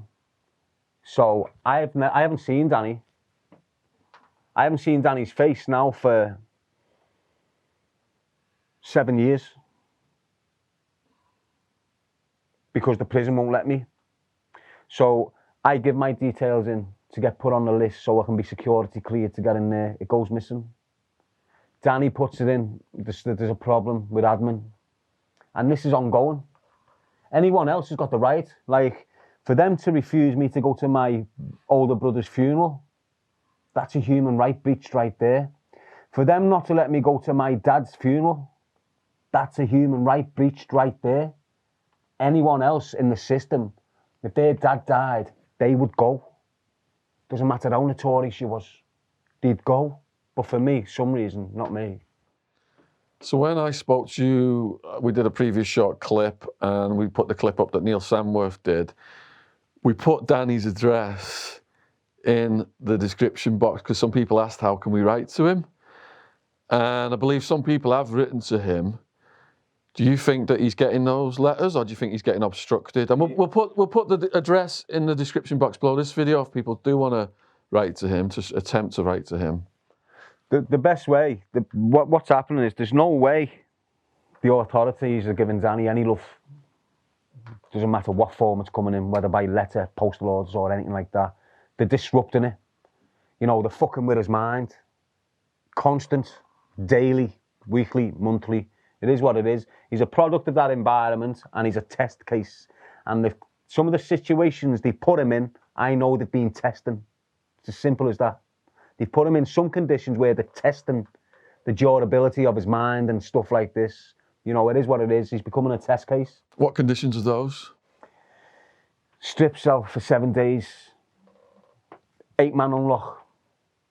You know, just soul destroying. Putting him in a glass room where he's got no privacy at all. Leaving the lights on of a night.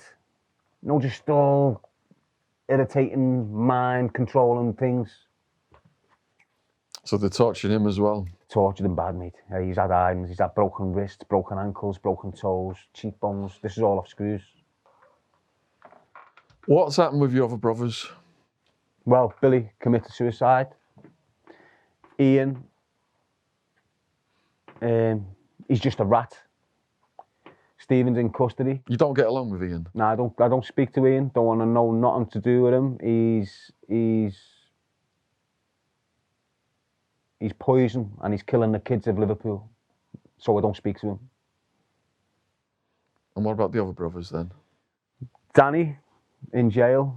Billy killed himself. Stephen's doing a 10 for what Stephen's done. The police made him out to be some terrible wrong'un where he's battered this arm man, but this is what's happened. For a few months he's been blagging he's a council official, and every time someone went into the red light area to get a prostitute, he'd go over to them, confront them and fine them as if he was an official. And he'd get some 100,000 whatever. On this one occasion he's done it to this fella, and the fella's panicked. Don't tell me wife, I've got the money in the house, come back to the house. So when he's gone back to the house, he's given him a drink, and then he started moaning about not paying the money. Stephen said, you got to pay the money. The fella's assaulted him. Stephen turned around and weighed him in, went out the house, left a can of drink, got arrested. The police made out that it was a fragile old man, and he weren't a fragile old man. He was a big, hefty man. He was getting prostitutes. You know, it is what it is. But the family's destroyed off drugs. Is Danny still in the same prison we put the address up for last year? Has he moved? No, he's still in Strangeways. Strangeways, Manchester. So I asked you earlier about any good times with your brothers, and we went down this path into the darkness again. Even as kids, like, there must have been some happy, positive occasions. You know what, mate? As I said before, there is. But they're all in bad environments. So me and Danny are having a buzz in jail. Not on the street outside my mum's house. Me and Danny are finding enjoyment in a care home there in a room of daft stuff. We're not in the street playing football. So when we had fun together, it's not really fun. But people will be fascinated by what you just said. Like, I understand it's relative, but take us to you and Danny in a prison. How did you make the most of that, have fun together? I just can't, honest to God, I'm trying to search a time when I can honestly say me and Danny have been happy, and I can't. I just cannot find it. There might have been a time when we'd got a jacket. We've got a new jacket. Yeah. Because in our house, it was first up, best dressed. So if you were first up, you'd have a little scrap to get the best pair of trainees on your feet. You're on it? Yeah. That's what it was in our house. So when we got some new clothes, we'd be happy. What about birthdays, Christmas? I'm in jail most of my birthdays, mate.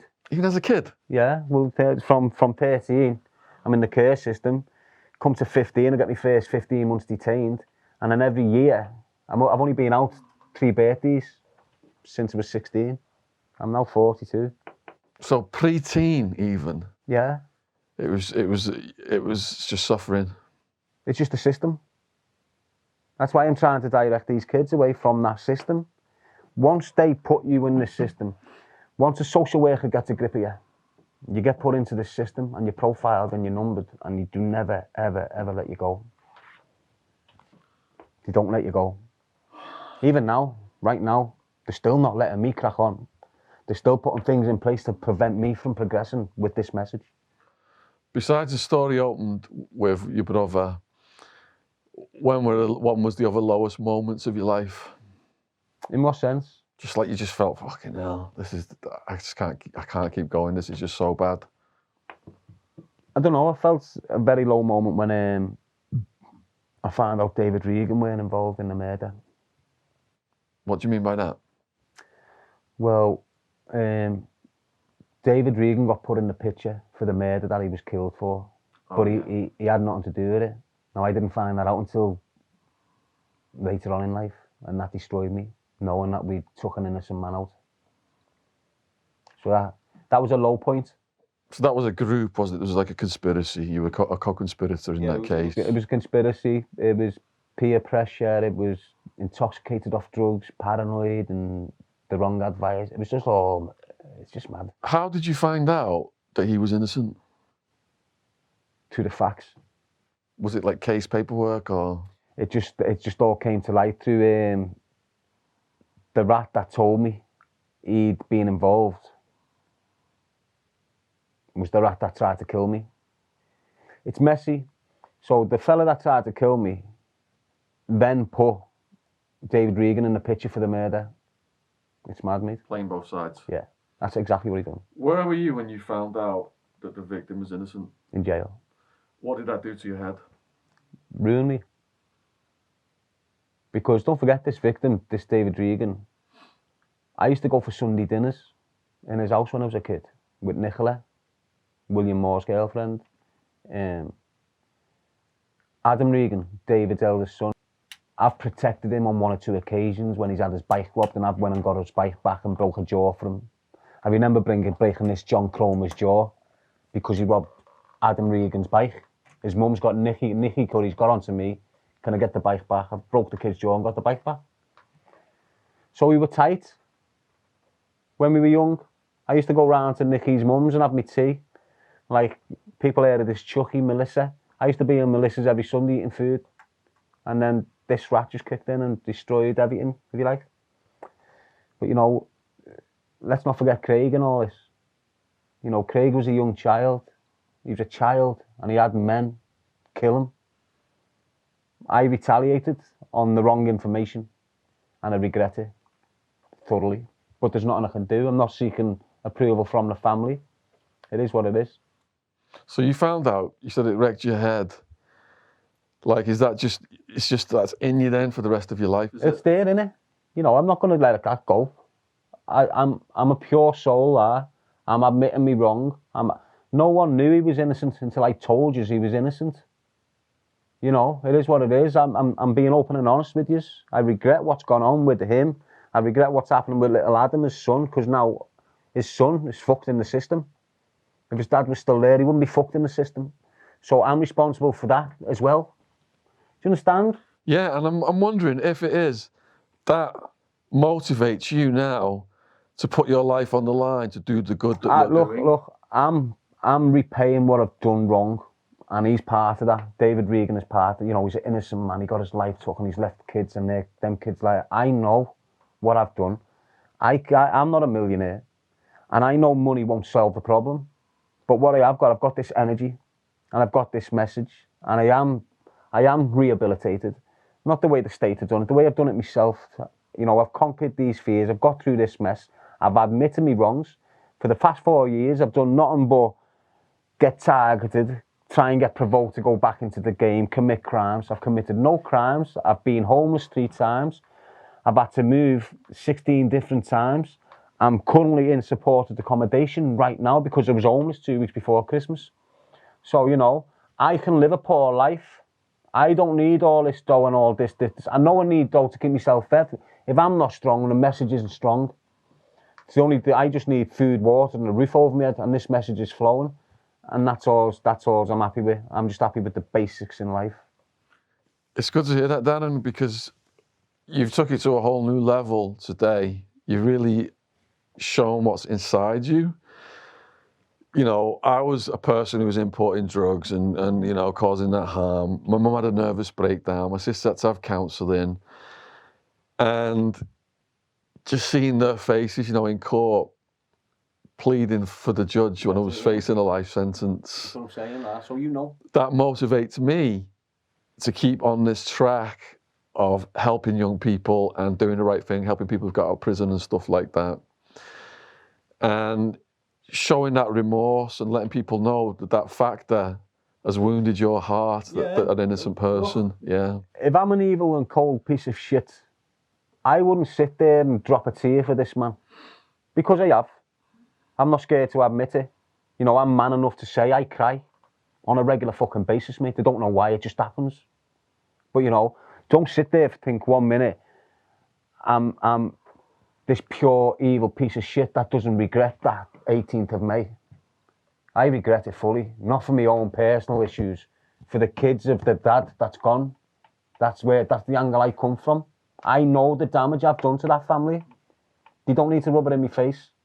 You know, I'm trying to correct my ways now to save other families. Embrace it. You hate me. You all hate me. You can hate me all you want. It's not going to stop me promoting this message. But the real people out there, grab the message, do something with it. It's working. It works. It's already there. All you got to do is promote it, get it going, and it'll change more lives. And even more people are going to jump on after watching this because they're going to see the pureness of your motivation.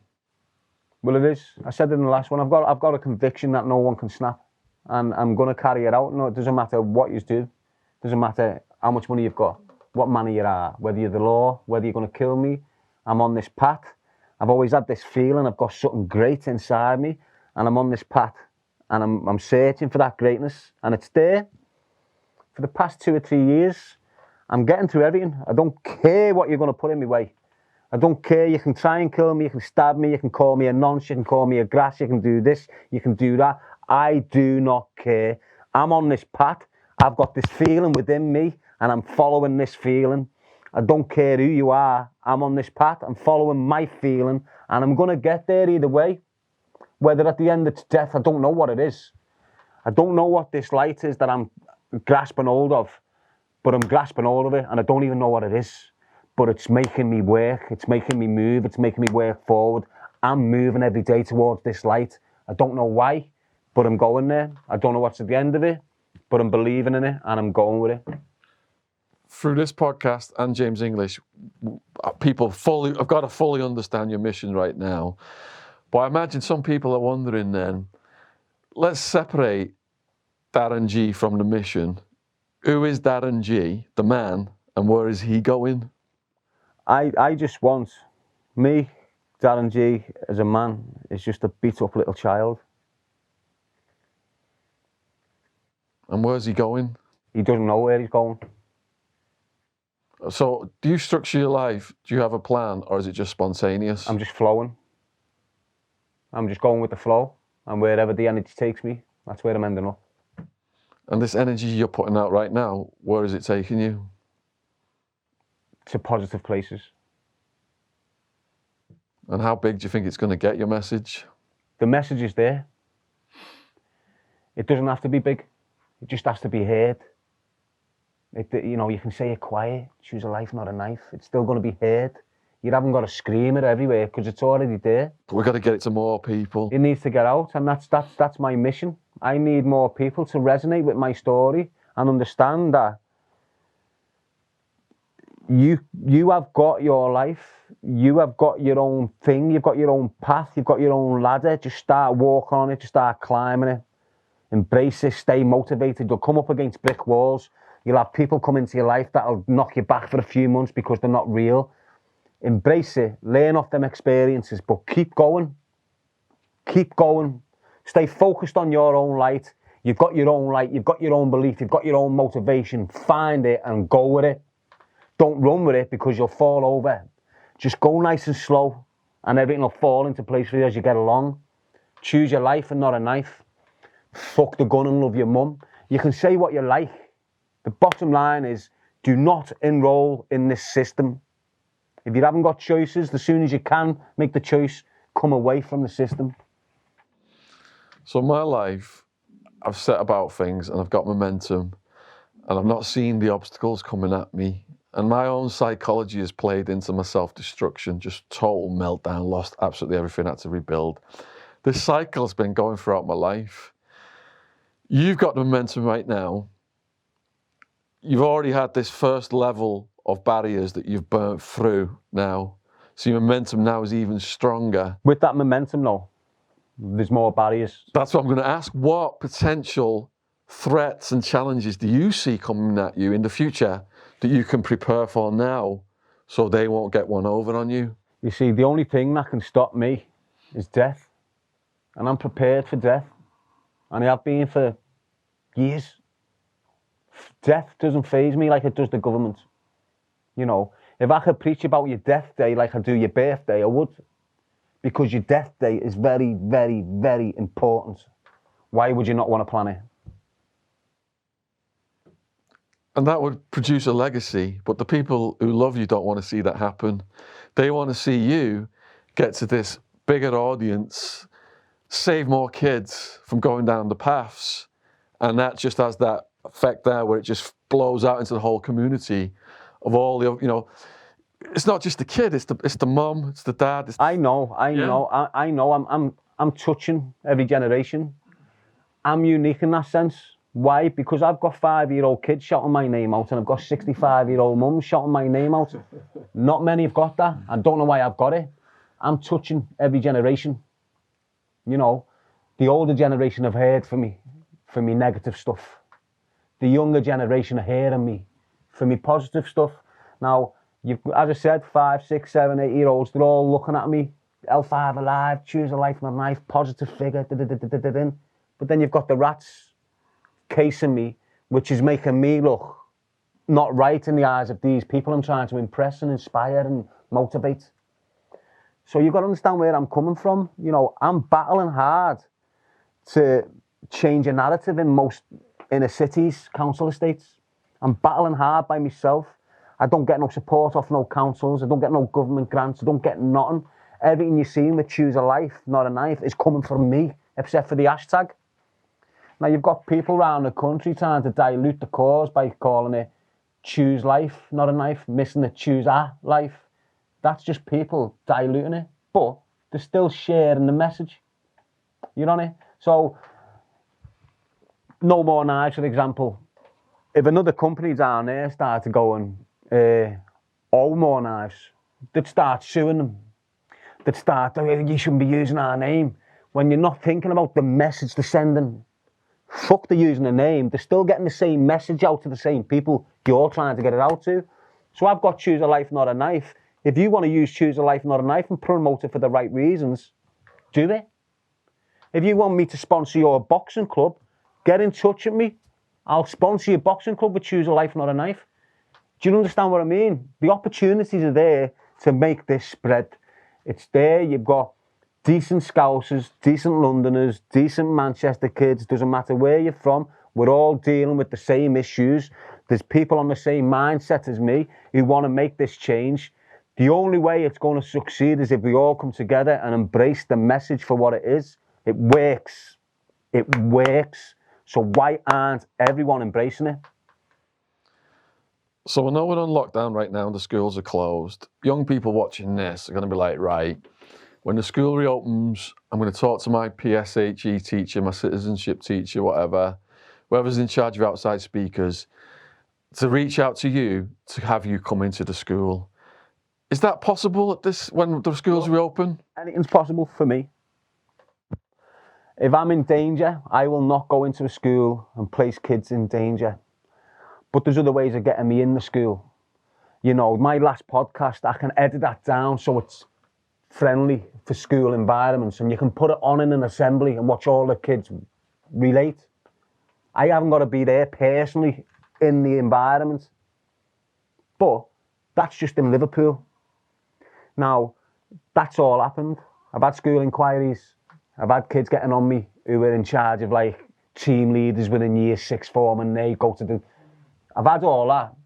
And I've sat down in offices with heads of schools and everything's looking positive. And then, okay, yeah, we've just got to run it through the police liaison officer. Done. As soon as it touches the police liaison officer, it's shut down. Gone, think, all my hope shattered. But I still carry on because I know it's the law now that's trying to mute my message. They're not promoting it. They know it works, but they're not promoting it because it's coming from my mouth. Now, if you had another little Scouser, shouting this message the way he has and got it out the way he has and promoted it the way he has, and it's getting heard national now, they'd be embracing him.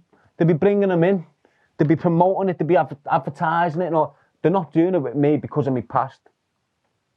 And the abuse I've suffered at the hands of the policemen that I've exposed. You know, you've got to understand the police force is an organisation. It's just like McDonald's. It's an organisation with thousands of workers, and they all do as they're told. If you don't, you get sacked. All right, so we've had police on the podcast, and I've watched like prison guards in prisons, how they behave. I came to the conclusion that there's good and bad in every profession, and there's a lot of bent, crooked, like what you've described today. Every walk of life. Now, earlier on, you said, I don't want the law supporting me. Yeah.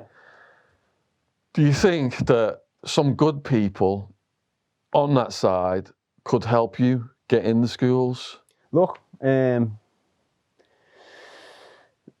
I stereotype the law because they stereotype me. So I treat you the way you're treating me. Now, the law have just treated me bad. Now, don't get it twisted. I know that uniform is worn by very decent people. They're not all rotten. I know the uniform from the ambulance service, the military service, whatever.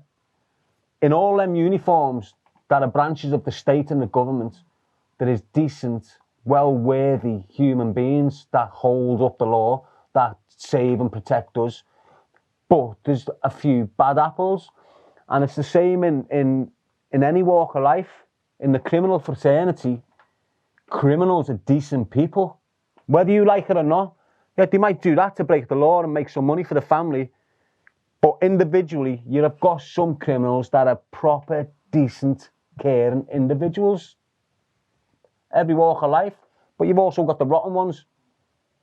So if you've got rotten gangsters, all gangsters are rotten. If you've got rotten police, all police are rotten. And that's just the way it works. So when I'm screaming, I don't want support of the law. I don't want support of that organisation. If you work in that organisation, you can take your uniform off and come and talk to me like I'm not in an interview. There you go. It is what it is. You're getting exactly the same respect I'm giving Sean. You know, I don't hate all police, if that's what you're trying to suggest. I hate the law and the methods they use to damage people. So when I was a criminal, I didn't want to have anything to do with the police. The police sometimes come to my talks these days. I have discussions with the staff members. They're like, yeah, you know, it needs to be hard hitting, the kids are desensitised and stuff like that, supporting what I'm doing. You just said then you don't want to have anything to do with the law, but don't you think a potential future barrier is, at some point, if you sat down with some of these good officers... Look, you know what? Look, it's all about the message with me. It's about the message. I can sit in a room with who stitched my brother up 15 years ago and not give him shit and not use bias on him if we're talking about the message and we're promoting the messaging in a positive fashion. I'm not saying, you know, I will not let that be a barrier, but they would.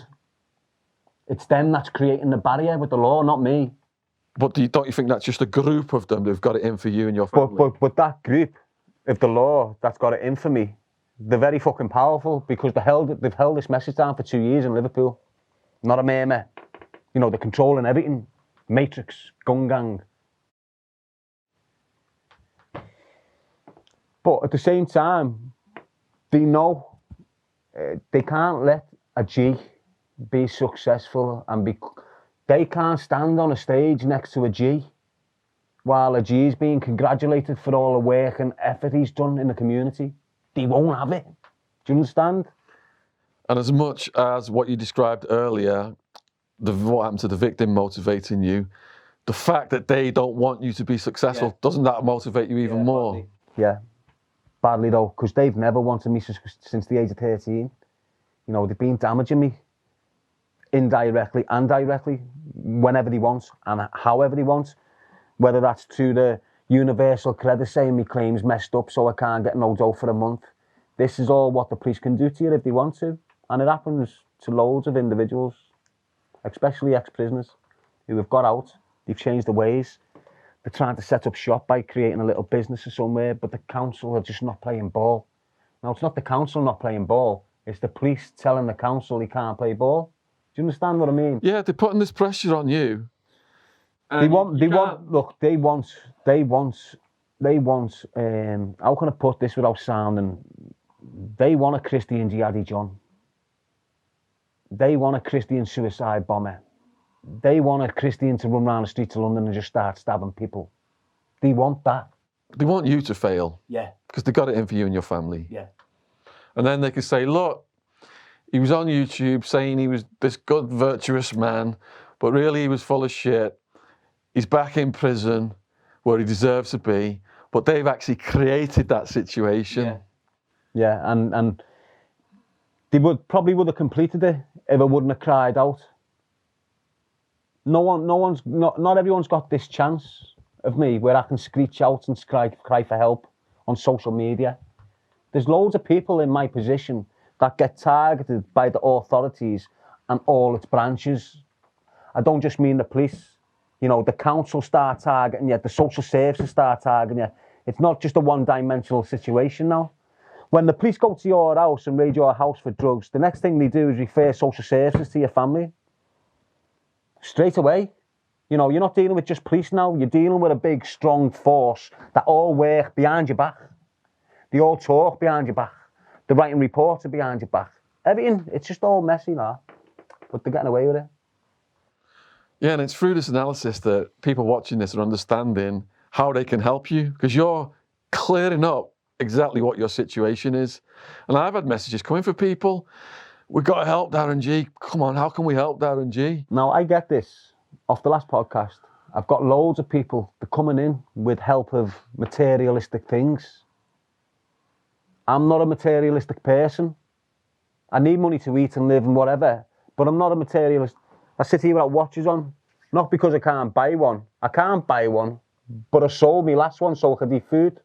Do you understand what I mean? You should have at least have a page up that people can donate to so you can feed yourself and pay your rent. People are asking me for money all the time. We want to send you money, we want to send you money. There's a PayPal account there. You can put money in it if you want. That'll be in the description box below this video. But what I have got, I've set a GoFund page up. And this GoFundMe page, it's not for me. It's not for me. I'm requesting to make £55,555 just because of the number 5. That 55 grand will be going to 5 community centres that I know can't keep the doors open year in, year out because they've got no funding. They can't pay electric, they can't pay gas. And I know to experience, because I've seen kids who are looking forward going to these dance clubs. They're going there and coming back because it's closed because they can't open and it's too cold. So with that 55 grand, it will come in. I'm not going to touch it till it comes in. It won't be for no self-assumption at all. Nothing will be coming to me. Food, anything. Nothing will be coming to me. It'll be coming in this palm, straight to that community centre. There's 4 years rent, electric, gas remained open, bit of equipment. Same with you. Same with you. Same with you. Same with you. So now I've got 5 establishments that I know are open, that I'm going to try and sponsor, that I'm going to try and supply the kit, the stuff they need. But also, when I'm telling all yous, choose a life, not a knife, you've got choices. You've got other things to do. You don't have to stand over there with them and smoke weed. It's pointless me saying all that if you've got no centres open. So if I'm saying to yous, you don't have to stand there and all that with them. Where are they going to go? Because there's no community centres open. So the first thing is you need places, an alternative route. And it's the community centres within the country that's going to create them alternative routes. For some reason, the government decided to shut hundreds and hundreds of them up and down the land when they're the most essential thing for the youth. But they're locking them down and letting the kids run wild and then asking why they're running wild. It's because you're shutting every avenue down on them. That was a credit crunch. They handed all that money over to the bankers and shut the community centres down for the kids. Wasn't it 2/3 of the community centres got shut down? But what that done, all them kids that had a network of love and care, doesn't matter if you only got it for 2 hours a night, at least they had somewhere to go with that day to get out that house, out of that abusive environment, to go and chill out with people of their own kind and relax in an atmosphere. They just whipped it all away from them. And then the riots happened, and they wondered why there was the riots. Well, there you go. And still, right now, after the riots, they're still not opening clubs. They're still closing clubs. That's insane. So how do you expect a society to get better if you haven't got a government supplying for the needs? So you want to set up 5... If you're a family, you're the head of a family. If you don't supply food and money and this and that, your family will fall to pieces, right? If you're the head of a community and you're not supplying the things the community needs, it's going to fall to pieces. It's simple maths, you haven't got to be a rocket scientist to work out what's going wrong in every community up and down the land. It's drugs and nothing to do. And when you've got nothing to do, you find something to do, and mainly it's turning to fucking drugs. So, sort your heads out, get these centres open back up. So they were closed and you're going to reopen them. Is that the plan? No, the 5 centres. Yeah, what I'm saying is these centres can open for 2 nights a week because that's all they can afford. So they were previous centres that the government closed. Is that what they were? Yeah, and then what you've got is mums and dads and aunties from a couple of streets around the area potting in, getting a deposit and opening that church to supply somewhere for the kids to dance, but they can't afford to keep it open. They're getting no government grants because they're not registered as this charity. Like, I'm not registered as a charity. Those charities are a scam anyway. A lot of it doesn't even go to the... It's just, look, the scams. You put £1 into a charity, 20 pence is getting to where it needs to go, 80 pence is going into the pockets of the rich. So you don't need to register your charity to be charitable. Trust me. So once this money starts coming in, you're going to open certain nights a week. I'm not gonna open nothing. All I'm gonna do for them people that are struggling to open is go to them, people who are struggling. You're open for 4 years every night without a concern. You know, there's 4 years of solid foundation for your centre to build on. So you're waiting till them... And if I can refer kids to your club. You know what? Totally. So you're waiting for all the money to come in first. I can't do to nothing. do that. Yeah, I can't do and then nothing. say, look, now you're open for X number of time with this amount of money. Right. And then I can start plotting. I can start like youth centres. You know, that club there is dedicated to boxing and CrossFit and they've got domestic violence and initiatives going on in there. Then that club's concentrated for the 50-year-olds who like to have a dance and just chill out and have a little bingo calling. Then that club's over there dedicated to domestic violence and justice. And so it just needs to be done right. Needs to be done right. If you've got 1,000 kids on the street who like to rap and like to get in a studio, why isn't there a big centre there with 3 studios in it? Where they're all just there and you know they're there, you know they're safe, you know. And have you picked the first 5? I've picked 2. 2? Yeah. Are you able to say, or do you want to... There's only one I want to mention. It's on the end of my mum's estate in Everton. I used to go there when I was a child. It was a Sunday school. And we used to go there like a Sunday school when we were proper 6s or something like that. Since I got out of prison, I've always looked at it. When I was in prison, I've wanted to buy this building. I don't know why. It's just a little old church. It's like it's not brick. Do you understand what I mean? It's like a little church that could be... Well, anyway, I've got back how I'm looking at it. It's in ruins, and you've got this little dance group in there. There's only 6 or 7 girls in there with one mum opening up. It's damp, the floor's fucked. There's no advertisement, there's no lighting, it's not secure. And I'm just thinking to myself, why aren't, you know, you've closed that over there, but you're not funding this neither. So the first thing I'm going to do with that club, because it's at the end of my Mars estate, and I know how vital it is for my Mars estate. You know, the kids on there. I just want to get it up and running so it's sustainable for 4 years. So the doors are open every night. So the kids aren't planning to go to dancing on the Wednesday and coming back crying because it's shut, because it's too cold. So I'm just doing what I can. And how old were you when you went there? 6 or 7, I think. And you remember it? Yeah, Sunday school. Sunday school. Did you ever go to Sunday school? I think I did. I can hardly remember it. No, not for very long. We only went to get away. Do you remember what kind of activity they did when you were there? It was just nonsense. Yeah, It was playing just games and stuff. clap, sing. Remember this hymn? Remember that hymn? Yeah, Say your prayer. yeah. Get the hula hoops out and throw them over Skittles. I remember that game.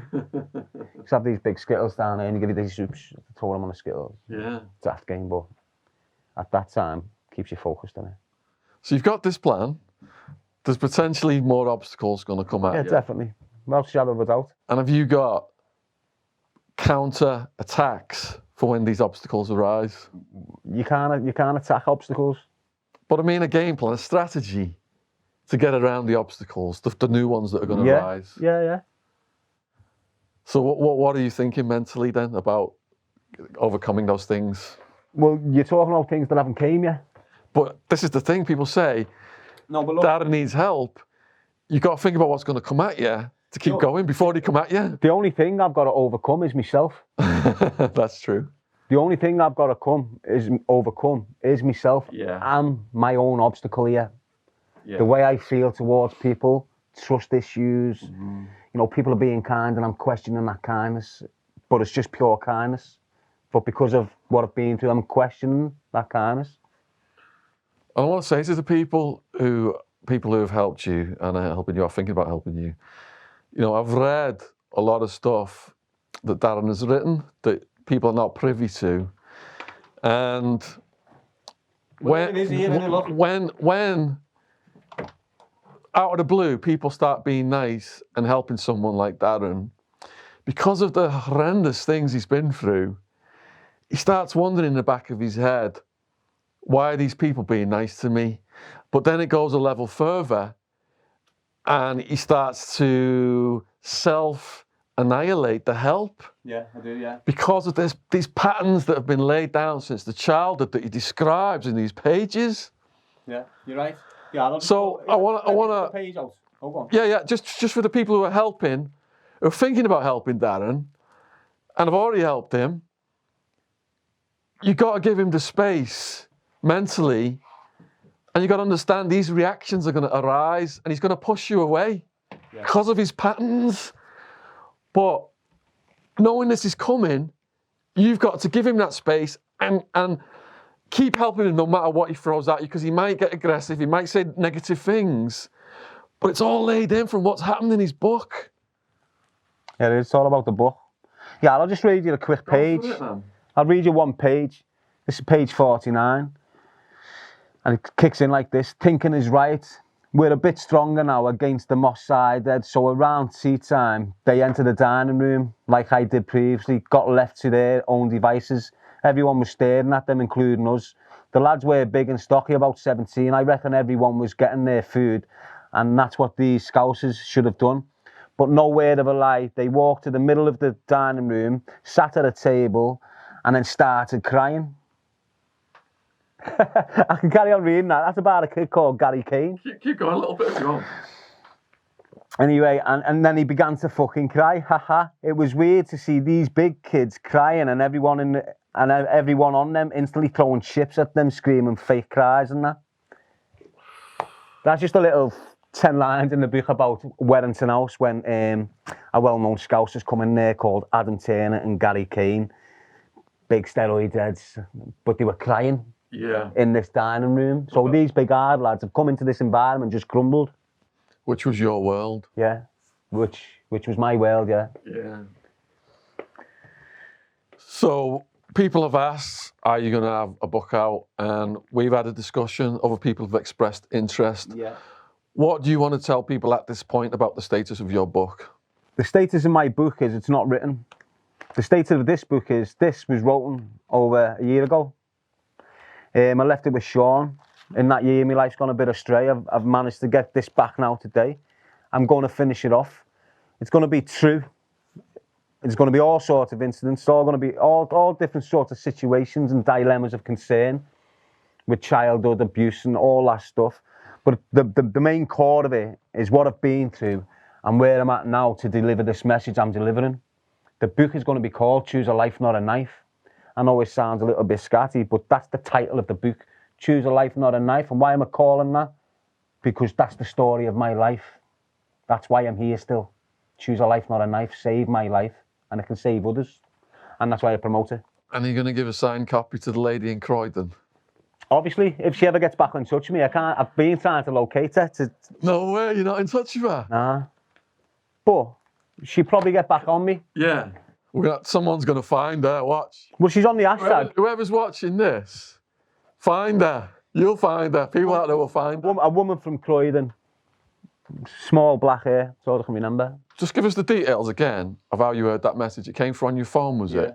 And it was from what were you watching on your phone that came through? Like what kind of a message? What I do, when I like certain like initiatives, when I've got out, I'm thinking like anti-crime initiatives. So I put notifying things on when they drop something, I'll get a bing so I can see it straight away.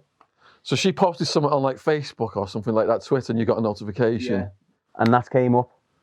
She will be found. But it was just like it was on Instagram. It was just a black. Oh, it was on Instagram. It popped up. Yeah. Okay. It was a black. You know on Instagram where you get a notification, ding. I don't go on it. You get a little thing. I gotta admit, I don't go on it. Yeah. Well, anyway, I that's all I've done since I've got out. Yeah. I've got out. Technology's through the roof. First time I've had the iPhone, I'm stuck to it. Yeah. But Choose Life, Not a Knife. She's a nice woman. I spoke to her. She gave me the authority to take it on. I took it on. But there's a police initiative attached to it as well. Is there? In Croydon. A police station's attached to the shout in Croydon. So. Well, Croydon's not too far away from here. So when you give her that signed book, man, me and James and Joel come up and we'll film that moment. That'll be classic. If I'm still alive. You're going to be alive. You got all these people helping you. I know, but you got all these people helping you. It doesn't matter who's helping you, mate. When death comes, it comes. But your future is a product of the people you're associating with now. Exactly. Now, and that's what I've done, and I hope like you people can realise and believe that I've left that criminal fraternity behind. I don't want nothing to do with it. I'm stuck in it because of my past, but my future's nothing to do with it. You know, my future's this message. My future's changing lives, and my future's preventing other kids from entering a system that not only destroys that child, it destroys everyone around him.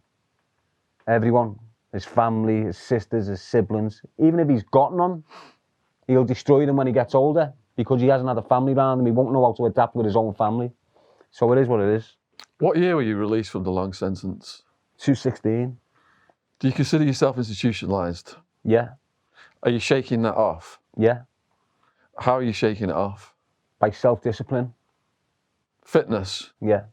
Like today you said you were up at 5, you were walking in the hills. Yeah, that's what I'm like. I'm an adventurer. I like to be out and about. So when I'm locked in, I start getting depressed and start, because I don't know what, in jail, I adapted to it. I could deal with it, dealt with all my emotions. Out here, it's a different sort of I was in there, I'm getting targeted by screws and battens. Out here, I'm getting targeted by drug dealers and guns. So I'm still in the same sort of environment. I'm not free. So I don't feel free. You said you didn't get like in fights with prisoners, but did the screws actually physically assault you? Yeah. Over what kind of shit did they make up? Daft stuff. Could you give us an example story? Okay, here's an example. In prison, every Sunday you get a cooked breakfast. I'm in Walton. The screws don't like us anyway, whatever reasons. I'm in Walton. We get opened up on the Sunday for breakfast. They open me up last on purpose.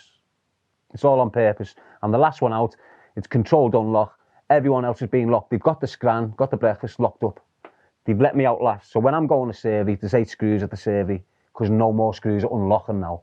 All the ones that were unlocking, I've locked everyone up and now they're by the survey. So when I'm coming for the survey, there's 8 screws there. Right, they know I'm a vegetarian. They know I don't eat meat in the prison system. You shouldn't, right? I've gone there. I'm looking, want my breakfast like every other man. You're entitled to your breakfast of a morning. I've gone there. There's no vegetarian meals left. But a screw's eating a sausage. All right, so you're eating my sausage. Is that what you're trying to tell me? I know it's only a sausage, right? But it's the principle of the fact I'm entitled to this type of breakfast. I want this type of breakfast. I don't eat that meat. I eat this. I want this. I want that. You don't mess with a man's food. Exactly. Yeah. Not a young man's food who's angry. So anyway, I've turned around and said, I want me fucking food. So trying to palm me off now and not give me a breakfast. So the little bit of, they give me a tray with a bit of beans on, a carton of milk and a fucking 1 Weetabix. And I'm looking at him thinking, you know what? The screw that was eating the sausage, I just went bang, bounced it off his head. Got off, went to my cell, chilling with my pad mate. Don't know why I had a pad mate. Little Cummo, he's dead now. Got shot in Crocky. He was my pad mate. Fucking, I'm sat behind the door on a chair. They've said I've barricaded. So we've seen the screw come round, look in when they've done the count and got off. But he's fucked off and said I've barricaded when he hadn't. I'm just sat on a chair, normal prison cell chair. So I'm hearing all this commotion outside the cell, get up and have a look, and there they all are, shields. Shields on, mask, helmets and all this. So the first thing I done is get a shower, just go, right by the door. So when the door goes in, they're all on their arse, yeah? So that's what's happened. They've all come in, bang, gone on their arse, twisted me up, manhandled me, battered me, proper giving me. They got the straps on. I'm getting carried down a block.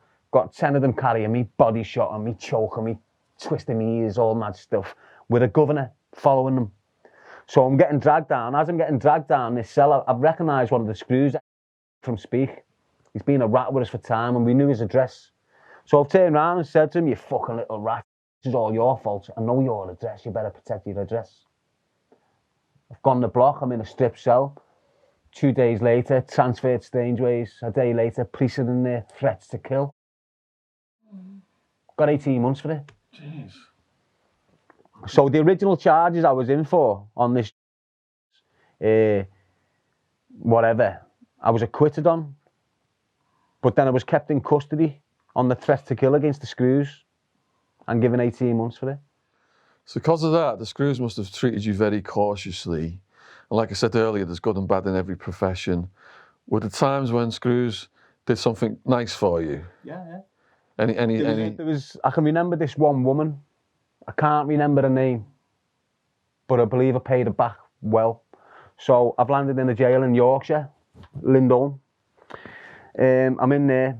All the Screws are horrible. You know, it's a stronghold for the POA, Prisoners Officers Association. So throughout the country, you've got strongholds at the POA, and them prisons are like torture camps. They're locked down. You can't do nothing. So I've landed in this one, and there's this little woman Screw from Yorkshire lass, little fat woman, not like little chubby woman, glasses on, very polite. And for some reason, she's doing everything she can for me. So she's getting this done for me, she's getting that done for me. She's just doing everything she possibly can above board that she can do for me. She's getting me out the cells, getting me cleaning, extra exercise, extra gym. No, just all this boss things. She's boss woman. I love her. All of a sudden, she moves onto her wing. She wants me to come over onto her wing and live on her wing as a head cleaner. So I've said, yeah, sound. The whole jail's locked down. There's only the cleaners out. So I'm changing my cell. During that time, they've got the basics, the naughty boys out to get the showers and stuff like this. So I'm on the floors doing my cell, and then I heard the woman scream on the ground floor, and I think, wow, what the fuck's going on down here? So I go down the stairs, and as I get to the bottom of the flight of stairs, you've got this woman and 2 other officers, and then you've got this big with a weapon. I didn't know he had another weapon down here. But it's fact. You know, I was congratulated by the ombudsman for saving this woman and stuff. I've got the letter, yeah. So as I'm coming down the stairs, this kid who got out at the moment, he's already just went onto someone else on basic. It was in the shower with him at the same time, and he's just weighed him in with a kosh. So he's done this kid in the shower, come out the shower, and now he's snarling at this woman. I've heard the snarling, I've come down the stairs, and he's just there for me. He's just there for me to take out. So I've just took him out, bang, latched onto him, choked him, put him a kip on the deck, and then backed off. You're on it? But the woman was so appreciative because he was a sex offender, he was about to attack her. He had a weapon there and one in his hand when I've grabbed him. So when I've grabbed him around the neck, he's had one concealed as well. So he was looking on doing damage. But that's just another... But they never gave you a medal for it. They never gave me nothing for it, mate. All they done was give me this letter saying, thank you very much for your actions on House Block 2. I've still got it. Brilliant. Was she moved, the woman, after that incident? Yeah. Of course she was. I just say it, but you know. Yeah. Prison's a mad place for your nanny. And basically, she was a nan. You're on it. Did you save anyone else? I've saved some kid who was dying on spice. Can you give us that story? This is in Inley. This is on the last 12 months of my sentence, mate, and it ruined me. I don't know what the kid's name, I forgot his name, but I complained about it, put me in a cell and shit me out. Put me down the block and shit me out on the back of it. But this kid, the spice epidemic, I was in Hinley. They used to have these kids that were just, they've got nothing. And what they do, they come out the cell and seek spice for nothing. And they consume whatever they were given there and then for nothing. So you'd have little rats from Halewood or something, getting these victims and giving them just too much. And the minute they have a couple of pulls of it, they're going into shock and shaking. But this one kid, he was doing it every day. He'd flip, he'd go under, he'd have the medics out, but he'd still come back and want more. This one occasion, though, it was different because he's running round the landing like a dog. Do you understand that? See, human bodies like that. But I don't know how he done it. He was bent at the knees like that, running. Do you understand what I mean? Yeah. So his feet, He's on the floor like that. But button walls. Fucking hell. He's button walls. I'm not messing. Jesus. Anyone who was in Inley with me in 2017 and that will tell you straight. This kid, he's running around the landing and he's going full pelt into a wall with his head, bouncing off it, coming back round and going into another wall. And he was doing that off wall. I've had to whip him up. And he's on the deck unconscious now, swallows his tongue. I've got 3 screws standing there, I haven't got a fucking clue what to do. I'm medical trained. I've done medical fucking training all right through my prison there. So I know what to do. Luckily his tongue's popped back out, but he stopped breathing. So there's me, giving him this shit. The screws are standing there, I haven't got a fucking clue what they're doing. And you know what? I saved him. He goes to hospital, he recovers. There's an investigation. They scrape me right out the investigation. Take the credit themselves. Don't even mention my name. Put me in the block when I start moaning about it, saying I'm fucked off this is affecting my mindset. I watched that kid die and saved him and you aren't doing nothing for me. They just fuck me off. But I've got all the complaints, I've got the whole complaint process. Was that the craziest you ever saw someone behave on Spice, or was there other crazier behaviour? There's all different types of behaviour. On Spice, different levels? What it definitely does, is brings you back to infantile ways. Do you know what I mean by that? No, describe. Infantile. Do you know what that means? It's like goo goo gaga. Yeah. It's exactly what it does to you. You're just drooling on yourself and shit. Flopping around. It makes you... No, not that. It can do that. Don't get me twisted. I've seen people who can only communicate with their eyes. Are you okay? That's all they can do. You're on it. Yeah. But what it does to many people is bring them back to infantile ways. So they can be crying off a situation on Coronation Street. I shouldn't be laughing, but fucking hell.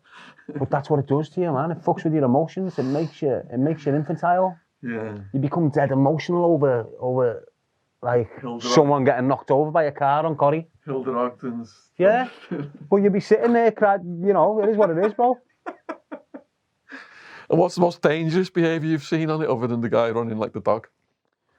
I've seen all sorts of shit, like people climbing on roofs and climbing on nets and jumping off things. Seen them jump? Yeah, just jumping off the top of fences. I've seen people die from jumping, landing on the nets. No.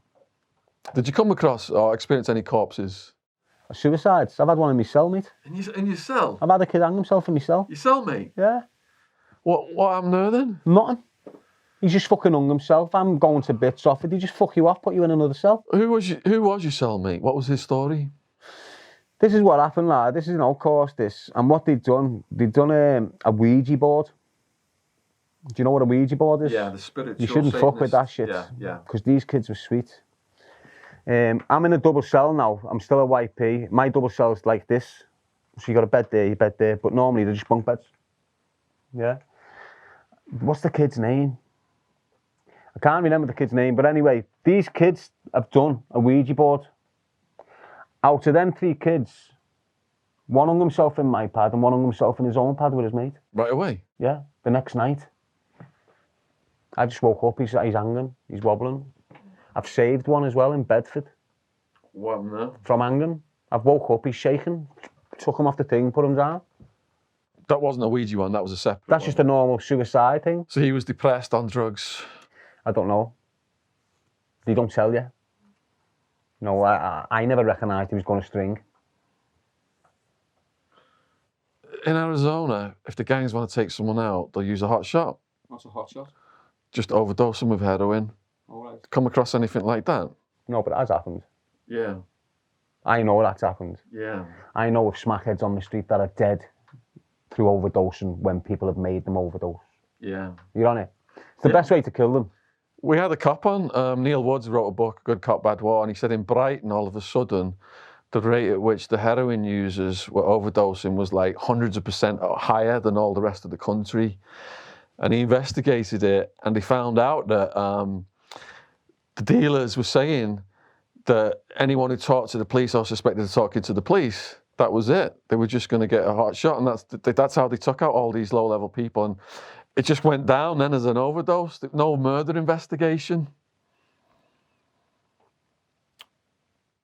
You know, but it's too good to be true, it is. Yeah. Yeah. That's too good to be true. Yeah. So the gang structure then in the UK, in Arizona, it's all racial. You said that the Muslims have got this clique that's tight, and then the whites are like, they don't really stand up for each other. Yeah. But then you've got like a Northerners will click up if they're in London. Yeah. In London prisons, there's different postcodes. Yeah. So that's probably confusing for the Americans because it's all just racial gangs. And But here, it's not racial gangs here. it's area. It's by area. Here, you can be Asian, African, Jamaican, and all sit in the same group and have the same agenda and the same principles. So it's not. But in the prison system, it's more group, like religion groups. Just the same in America, where you've got what do they call it? The black version of Islam, or they call it something. Like in America, you've got different versions of Islam. Just like in Christianity, you've got the Coptic Christians who are very extreme. So it is what it is. The gangs in this country are completely different to the gangs in America. We're not unlike them. So at the bottom in America, it's snitches, punks, prison prostitutes. They're at the bottom. And then at the top, you've got, like, say something like, I knew a guy called Two Tonys, old school mafia, multiple homicide murder, doing 141 years, left the dead bodies of rival gangsters from Arizona to Alaska, never harmed women or kids. Old man, when I met him, looked like Uncle Junior at the Sopranos, but he would be like top of the respect, hierarchy amongst the murderers. If you've murdered a woman or a kid, they try and kill those guys when they come in as well. So who's at the top of respect in the UK prison system? It's not respect. It's not respect. There's no fear. respect. It's fear. Fear. Yeah, it's not respect, it's fear. Yeah. There's no respect in the system. Right. I don't always give you the idea that there is. So someone like Two Tonys, for example, Who's Two Tonys? the guy I just mentioned, yeah. who I knew, Yeah. who had murdered 141 years he was doing for multiple homicides, only murdered rival gangsters. Yeah. So yeah, the prisoners fear him, but they also respect him. It's like Danny. Danny's not respected, he's feared. It's like the Muslims. They're not respected, they're feared. And that's the way it is in that sort of environment. It's fear. There's no respect. We might have a little bit of mutual respect for each other, you know, don't step on my toes, don't say that about da. But what is respect? What is respect? Explain respect to me, because I'm not grasping it. Okay, so say you got two big name people Yeah. that have done a lot of stuff, put a lot of work in, and their reputation precedes them. Well, you just answered your own question. Then they would, because their reputation, because of the fear. There you go. But those people, for example, say they're two shot callers of the different races in the prison, Yeah. gang leaders of the whites, gang leaders of the Mexicans or the blacks, whatever. Yeah. Periodically, the gang leaders have meetings to Yeah. sort of squash beefs amongst the lower levels. But they would show each other respect, and they would respect each other in their dealings with each other, so things wouldn't not escalate. Yeah. But that's how it is. But if you, The way you've put it across, Yeah, they're respecting each other in the fear of the outcome if it goes wrong. yeah. So it's fear. It's respect. I'm respecting you because me and you know if this fucks up, it's gonna go fucking mad. So we're being respectful with each other because of the fear of what's gonna happen if we don't be respectful with each other. Yeah. So whether you look at it, doesn't matter what angle you're coming at, it's fear. Respect is earned. And what a lot of people are doing lately is giving. People are just giving up the respect when it's earned. Do you understand? You've got to earn my respect. I don't just walk into a room and go, I respect you 100%. You've got to earn it. Yeah, totally. But what's going wrong? What's going wrong now is I'm walking into a room and going, I respect you 100%. I'm waiting for you to fuck it up. Do you understand? So me and you can sit here respectful for each other and then go to the room and plot your fucking murder. Yeah. You know, so it's fear in the system, in the prison system that's full of violence and poison. It's fear that controls the masses. So you're saying, in response to my question, then the most feared people are at the top of the UK prison system. Yeah. They call the shots. Right. So the head of like the Muslim gang for ex-prison yeah, well, look, would be the most feared. Yeah, look, you'll probably get a big gangster from London who'll pop into a prison and everyone's heard of him and they're just saying, you know what, fuck messing with him. Give him respect, because if you don't respect him, he'll get you killed. It's still fear. You on it? Yeah, like Brian Cockle, the taxman he was on, he went to the Liverpool prison. He's from Newcastle. Right, but they've heard of his violence and his background. Thought, fuck that, he'll cut your face, or he'll do this, or he'll do... It's the fear again, it's not respect. That respect doesn't last. He's probably had that sort of fear on the outside, thinking it was respect. And the minute he goes to jail, the respect's gone because it was fear. So no one hangs on to you no more, because you've been having all them on your case through fear, not respect. You haven't earned their respect and they haven't earned yours. So, look, you cannot respect me unless I've earned it off you. If you do, you're stupid. Do you understand what I mean by that? So you're saying I can't respect you... Until I've earned it off you. I can't respect you because of what you've done in your life until you've actually earned it off me with your dealings through me. Is that what you're saying? Yeah. Okay. I don't respect you because he respects you. Yeah. Do you understand? It's got to be built up mutually. Exactly. Okay. And respect is not just given to you. You've got to earn it. If you want me to respect you, you've got to be wary of my respect. I'm not just going to fucking respect you. Yeah. You could be some rat. So I'm not just going to respect you. Yeah. If you want my respect, kid, earn it. Don't start demanding it, because you'll never get it. Yeah. That's different to fear. I want your respect. If I don't get it, I'm going to cut your fucking face. Yeah. Okay, I respect you.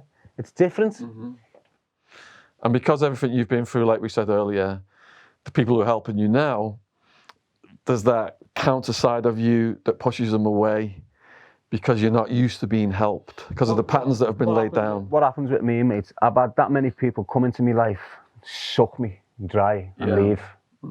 I've had that many people come into my life and make false promises and give me that hope what makes me happy, and then rip it from underneath me straight away. Yeah.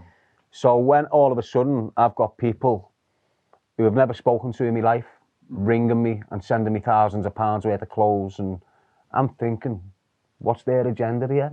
Yeah. You know, what are they after? What are they trying to do? Are they trying to set me up? Are they...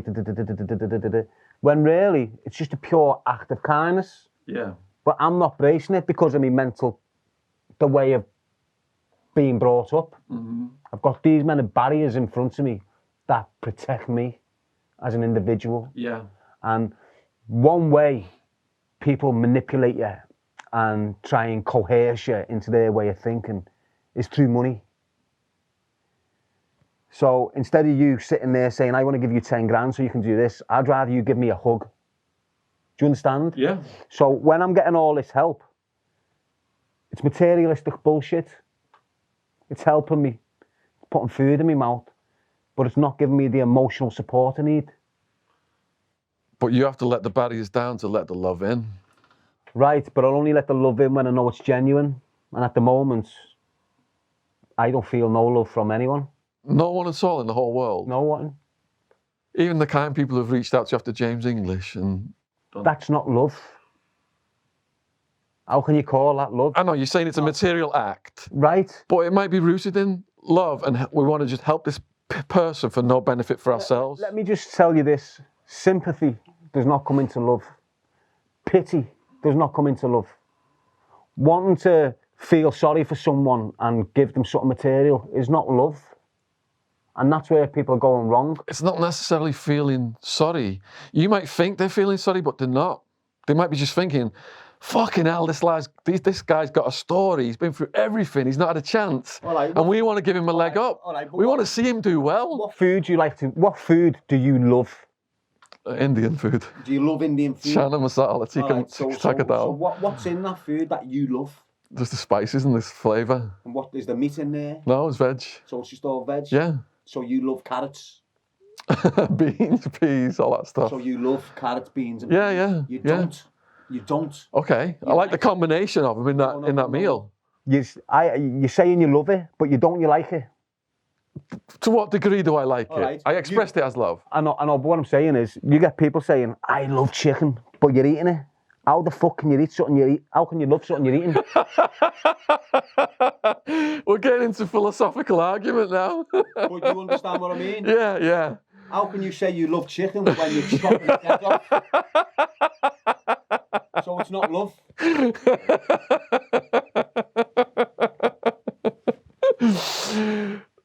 That's true, but that's semantics. But it is what it is. Look, I'm a firm believer in this. You don't love your bird. You don't. You love you, what's in it. Just think about that. You don't have to think about it now. You don't love your bird. You love your energy that's in it. That's all. You might think that's mad, but let me try and explain that, because I'm going to sound mad if I don't fucking explain it. You know, when you're with a woman, you get this chemistry building between you. Your energy transfers. You become close. Your energy, when you're not with her, you're feeling a little bit, because your energy's still with her. You're missing your energy in that woman. Yeah. You're not missing the woman. You're missing your energy that's in the woman. You love the energy and the effort you put into this woman. You're loving yourself. That's why I say to people, if you don't love yourself, you can't love anyone else. It's as simple as that. If you don't love yourself, you can't love no one else. So you're saying you don't feel love for anyone, but you do love yourself? I love myself, yeah. Yeah, which is good, because you've got to have that to love other people. Exactly. That's strength. Exactly. Yeah. Right, but I haven't had no one in my life. Like, you go home, you get in bed with your bird. Your chemistry's there. You wake up in the morning with your bird. Your chemistry's there. I've got none of that. I've got no one to love. There's no one around me enough for me to love. Do you understand that? Yeah. So the people who are reaching out to you then, they could potentially earn your respect, and those barriers could come down. That's where you're at. Well, you know what? Most of the people that are contacting me, straight away, I've earned something. I haven't gained it, but I've earned something from them. You know, they're listening. They can relate. So I've got something from it. I'm not gaining from it. But the word respect is what a lot of people misuse. You know, you can't when I asked you to explain respect to me, you couldn't even explain it off the tongue. You know, people don't really know what respect is. People think respect is given. It's not, it's earned. And the more people grasp the fact that you earn respect, the more people will get on with each other. So it's unheard of to be moved 80 times. Yeah. Which was your favourite and your least favourite place you ended up in? My favourite was Landon Grange. Why? Because it's just not prison. And then... So what category was that, and why did you say it wasn't prison? What was the conditions like? Well, you've got a phone in your cell. A phone in your cell? Now listen. You know, when you've been to Walton most of your life, or you've been to these public-run prisons, and then all of a sudden the private sector kicks in. And it's like a business, the private sector. So what the private sector do in their establishments, they think we give them everything they want. We have no violence, we have no trouble. In the public sector things, we don't give them fuck all because they're here for punishment, so they get violence and they get trouble. The private sector will get fined for every assault, every escape. Every suicide in a private sector prison, you get fined £1 million for one suicide. Wow. Fact. So private sector, no. An easy life is a better life. So they give you everything. So when you arrive in Loudon Grange, you're not getting a prison blanket, you're getting a prison duvet with a quilt cover. But to you, that's fucking over this world, is right? I've got a fucking quilt instead of some orange blanket. So you're being serious? I'm serious, lad. So it doesn't end there. Doesn't end there. Come on, what's the rest? This is time ago, this 2-7, might have changed now. But anyway, you've landed in there. You're getting a quilt, you're just thinking, wow, what the fuck's this? You're getting all these mad plates and bowls and tracksuits and trainees, and you're just thinking, hang on, what the fuck's going on here? Next minute, you can have all sorts sent in. You land in your cell and you're thinking, whoa, you've got a 32-inch screen with Sky on it. And I'm not just talking Sky 1 or this, I'm talking fight night every Friday. All the top MMA fights. I'm not lying. I believe you. Every month in that jail, you got the UFC on there. So do people behave? Loads of it. Would you? What would you do if you'd gone from Walton Prison to that? It's the carrot and the stick. You just go, yeah, shut up and shut the door, I'm happy, yeah. But then I got transferred out of there because of one of the Moors. What do you mean by that? One of the Moors was due to land in there and was refusing to land in there because I was there. So they shipped me out and accepted him. Right. I ended up in Parkhurst. Yeah. Worst place. That was the worst one. And what was so bad about it? Depression. Everyone in there was dead on their feet. Everyone, even the screws. The whole atmosphere. Just messy. Just horrible. Horrible. I went from there to Swaleside. Swaleside was good. That's a violent prison. So that depressing one then, how do you, with that energy's all around you, how do you lock that out? Because a lot of people just turn to drugs just to try and not think about it. What you do, you start to gain a solitary mindset. It's not being selfish, it's just watching out for yourself. You know, like in prison, you meet every sort of individual, every sort of manipulator, every sort of whatever. And you've got to protect yourself from them influences, because if you don't, you end up damaged from the prison system. So I just get myself to it through motivational thinking. And reading? I've read a lot. That's all I've ever done, read and writ poems. What kind of stuff were you reading? Philosophy. Really? Yeah. Who were your favourites, like stuff to read in the philosophy area? I didn't really have a favourite. I took to this author called Robert Greene. Oh yeah, I've read Greene. And he draws on all of the old philosophers, doesn't he? Right, he's only got 6 books out, and every one of them is educational and inspirational, and it can get you through your life. They're banned in Arizona prisons. They're banned in these prisons, but I had them before the ban got put in. Some kids have still got them in the prison system now. Which was your favourite book of his? 33 Strategies of War. And which strategy appealed to you the most? 33. Which was what? I can't remember. Read it. Sporadic acts of violence bring terrorism. Right. Because my favourite was, I like Mastery, and I like the 48 Laws, probably. 48 Rules of Power. Yeah. He's got the Mastery. He's got the 33 Strategies of War. Yeah. He's got the Art of Seduction, not the Art of War, the Art of Seduction. Yeah. Then he's got the 50 Cent book. Yeah. He done one with 50 Cent book. I can't remember his newest one out. Mastery's recent, but he might have done another one since then. Yes. He's done 2 since Mastery. There was a prisoner they had to keep moving him because he kept using these seduction techniques and ended up having sex with the female guards. You were? Did you see any female guards having sex with male prisoners? I had sex with a female. How did that come about? I'm in Woodhill Prison in Milton Keynes. I was in the paper and that. So I'm in Woodhill. I've been shipped out from the north. I'm in this Woodhill, Category A prison, Woodhill. I'm in there, chilling on the wing. End up getting myself a job as the laundry lad. Now, them wings is A and B, and then you've got a centrefold where the laundry is, the medical action, all this.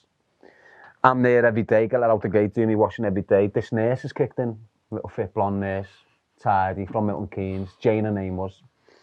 Jane, whatever. But it can all be looked up, it's there.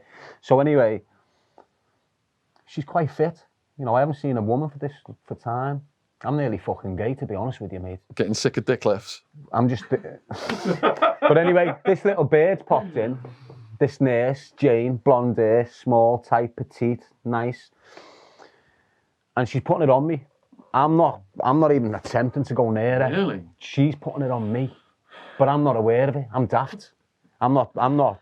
She's proper giving me it, but I'm not thinking she's giving me it. I'm just thinking, she's being friendly. But anyway, comes to the point. One day she's in work. I've come down, been let out the gate, going towards the end. She's called me over to the gate going, I've got a problem. And beforehand, she'd been telling me about information that's getting spoke about me in the office, with the officers and all that. So she's fucking...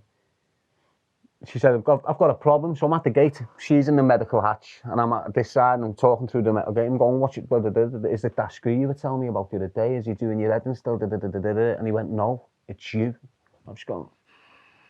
I've just went all red. She went, yeah, I swear, this, boom, to the laundry. Closed the door. I'm like a little virgin thinking, shit, what's going on here? So I'm sat there with my little Asian mate, Carney, who we doing the laundry with. He's off A wing, I'm off B wing, we're doing the laundry. And I hear the gate going on the med hatch and thinking, wow. here's this fucking Sam panicking now, thinking, why I can't look at her. You know, going red and that. Yeah. So she just comes to the laundry room, like, comes in, starts talking to me. Comes through. Listen, throws the lips on me. She even tells the Asian to get out. I thought, wow, she's got a here. So anyway, she tells him to jog on. He's standing guard on the door. She gets me. I'm in heaven, aren't I? Been in for nearly 8 years, mate, and all of a sudden she's got this little fit blondie hanging off it. Thinking, wow.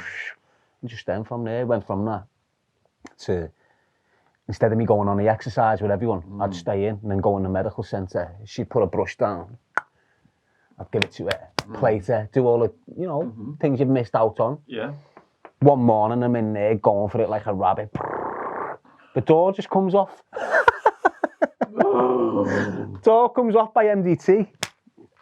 That's what they call them in prison, MDT, MDT team or something. They burst it in, nicked me, got me with a bang to rights, took me to my cell, then took me to the block, and they're just not moving me out the block. There's an inspection at the moment. The government are inspecting the prison at the moment, you know, for a security category, and I've just this. No. So if they would have told the truth about that, they would have lost the category. You're on it. In these situations, I saw one play out. Once other prisoners find out, they start dropping a dime. They're thinking, if I can get rid of him, maybe I've got a chance. Something like that happened. That's what happened. That's exactly what happened. Prisoners blew me up. Yeah. Because I never told no one. Obviously, you don't tell no one that shit because it's the best thing in the world in jail. Yes. You know it? See you in jail, can't go wrong. Exactly. Yeah. You know, you're half the fucking prison while you're in there banging one. You know what I mean? So, but they hated on it. Yeah. Eventually, it must have leaked back, and they've just burst in, got me, took me there. That's when they shipped me to Bullingdon. Then from Bullingdon to Parkhurst again. Yeah. So man, it's like. Can't believe you got rid of 8. But she was visiting me. Oh, was she visiting you? It continued. Yeah. Like, she never lost a job until, because she was only a nurse. Yeah. She weren't a prison guard. Yeah. So it was a different disciplinary proceedings for her. She just couldn't work in the prison, and then the authorities had to deal with her PIN with the NHS. Yeah. So 2 years later, she's lost the PIN and she can't work with the NHS no more. Now, in some visitation rooms, and I know a guy who fathered a bunch of kids through prison visitation. Is that feasible in the UK? You can't do anything. No. Okay. That's a downer. You might be able to slip a finger in or something. Yeah. You get family days in the private prisons where you can sleep with your bed, but it's not romantic. Right, okay. Oh, wow, I didn't know that either. So 80 times, yeah. So are there any stories you feel then that you've not said today that you'd like to say? I've got loads of stories that I don't want to say. Okay. I'll keep them for another time. What would you like to say to the people watching this in conclusion? People, you know, in particular are going to want to help you and stuff, and how they can go about that and contact you? Social media. All the links are going to be in the description box below this video. So you prefer Instagram, is it? I'm on Instagram, YouTube, Twitter, Facebook. I'm on them all. There's one thing I will like to say. You hear me hating on the law. It's because I hate on the law. I hate on that organisation, on the way they treat people. I don't hate on individuals within the law. I've met some proper, decent people who work with a uniform on. It's not the people in the uniform, it's the uniform they're representing that I hate on. So if you think I'm being biased towards you because you've got a police uniform on, I'm not. It's not like that. I hate the organisation, not the people that do the work. So if you're watching this, Darren has come in and really bared his soul today. He's gone a lot deeper about his motivations. He's told you his goals, his aspirations, he's expressed remorse, he's done his time. A lot of prisoners, when they're on long sentences, they just go to the drugs because they can't deal with it. But he had the fortitude to rise above his sentence, get on the fitness program, educate himself through his books. And he's got out even after he's paid his dues, and certain people in society have tried to trip him up. He's gone on James English, he's burnt through all those barriers. He does really appreciate all the help that's coming in, even though there's blowback, because he's conditioned, because of all the bullshit he went through that he wrote in this book, to suspect something's wrong when he receives help. So we all have our ups and downs, and that's going to happen in the future. It's going to happen with me. It's going to happen with Darren. But we've got to persevere in our help for each other. So if you are out there and you do want to help him, you know, he's got his PayPal, he's just trying to pay his rent and eat. He's not trying to live a lavish lifestyle. That link is in the description box. He's setting up his program for the 5 community centres for young people, so he could get them open on certain nights for extended periods of time, so kids aren't out committing crimes and stealing cars and getting involved in drugs, which is another noble thing. So the link to that is going to be down there as well. If you want to message him, if you want to communicate with him, I'm going to suggest his Instagram link, which is down there in the description box. And if you want to go over to his channel and subscribe, I think his subscriptions are up about 200% since James English, aren't they? Yeah. Mm. Really jumped. Go down. It's free to subscribe to his channel on YouTube. He's got his fitness videos. He's updating people on what he's doing on that channel. And also the link down is in there if you want to watch the James English, because it takes a very skillful person to come in and tell their story. And he spent over 3 hours with us today. It takes a very skillful person to come in and just not repeat what they said in the last interview with the last person. I've had to think about how to try and do that in my life as well. It's really tricky not to just keep repeating the same old stories. So I commend him for doing that, coming in, giving us all this original content, and just, you know, really showing who he is as a man and where he's going. And reading the comments, you know, some people were concerned about his mental health, saying that, you know, he's got it in him to kill a family and things like that. But he's come in here and clarified what he meant by that, and how it was his frustration from his struggle. He has this potential to go full on. I've met a few people like that. You can see it in their eyes. You can see it in Wildman's eyes even. He's still got it in him to this day. But he's got the heart of a mountain lion. To be out there, not just, you know, campaigning and speaking to the young people, but telling the dealers, I'm putting my life on the line. You're doing this bad thing. You're destroying the neighborhood. Teenage niece of mine getting enticed into cocaine, getting stabbed. How wrong is that? It is absolutely wrong. And people need to look inside themselves and ask, if you're putting your energy into furthering that, where's it going to end up for you in the long run? So, just huge thank you, man, for coming in. Honestly. Thanks for you, Sean, giving me the opportunity to further this message. Yeah. If I can just say anything, it's just embrace your life. Embrace your freedom that you've got. Don't jeopardise it for nothing or no one. Life does get tough. You hit obstacles, you hit barriers, but you're human. You've got the ability to get over these obstacles, no matter how big or tall you are. If you want to do anything for me, it's help the GoFundMe page for these community centres. Don't think about me personally. I don't need clothes. I don't need food. I don't need this. I just want this community centre project to make it what it can be, and that's all my effort's going to go into. Choose a life, not a knife. So please let us know what you think about this video in the comments section. If you've not subscribed to my channel yet, the subscription logo's in the bottom right-hand corner. And huge thank you to all people who donated on PayPal, Patreon, all those links in the description box to keep us doing these true crime podcasts at this level in the studio. This book's going to be mad. And you said earlier that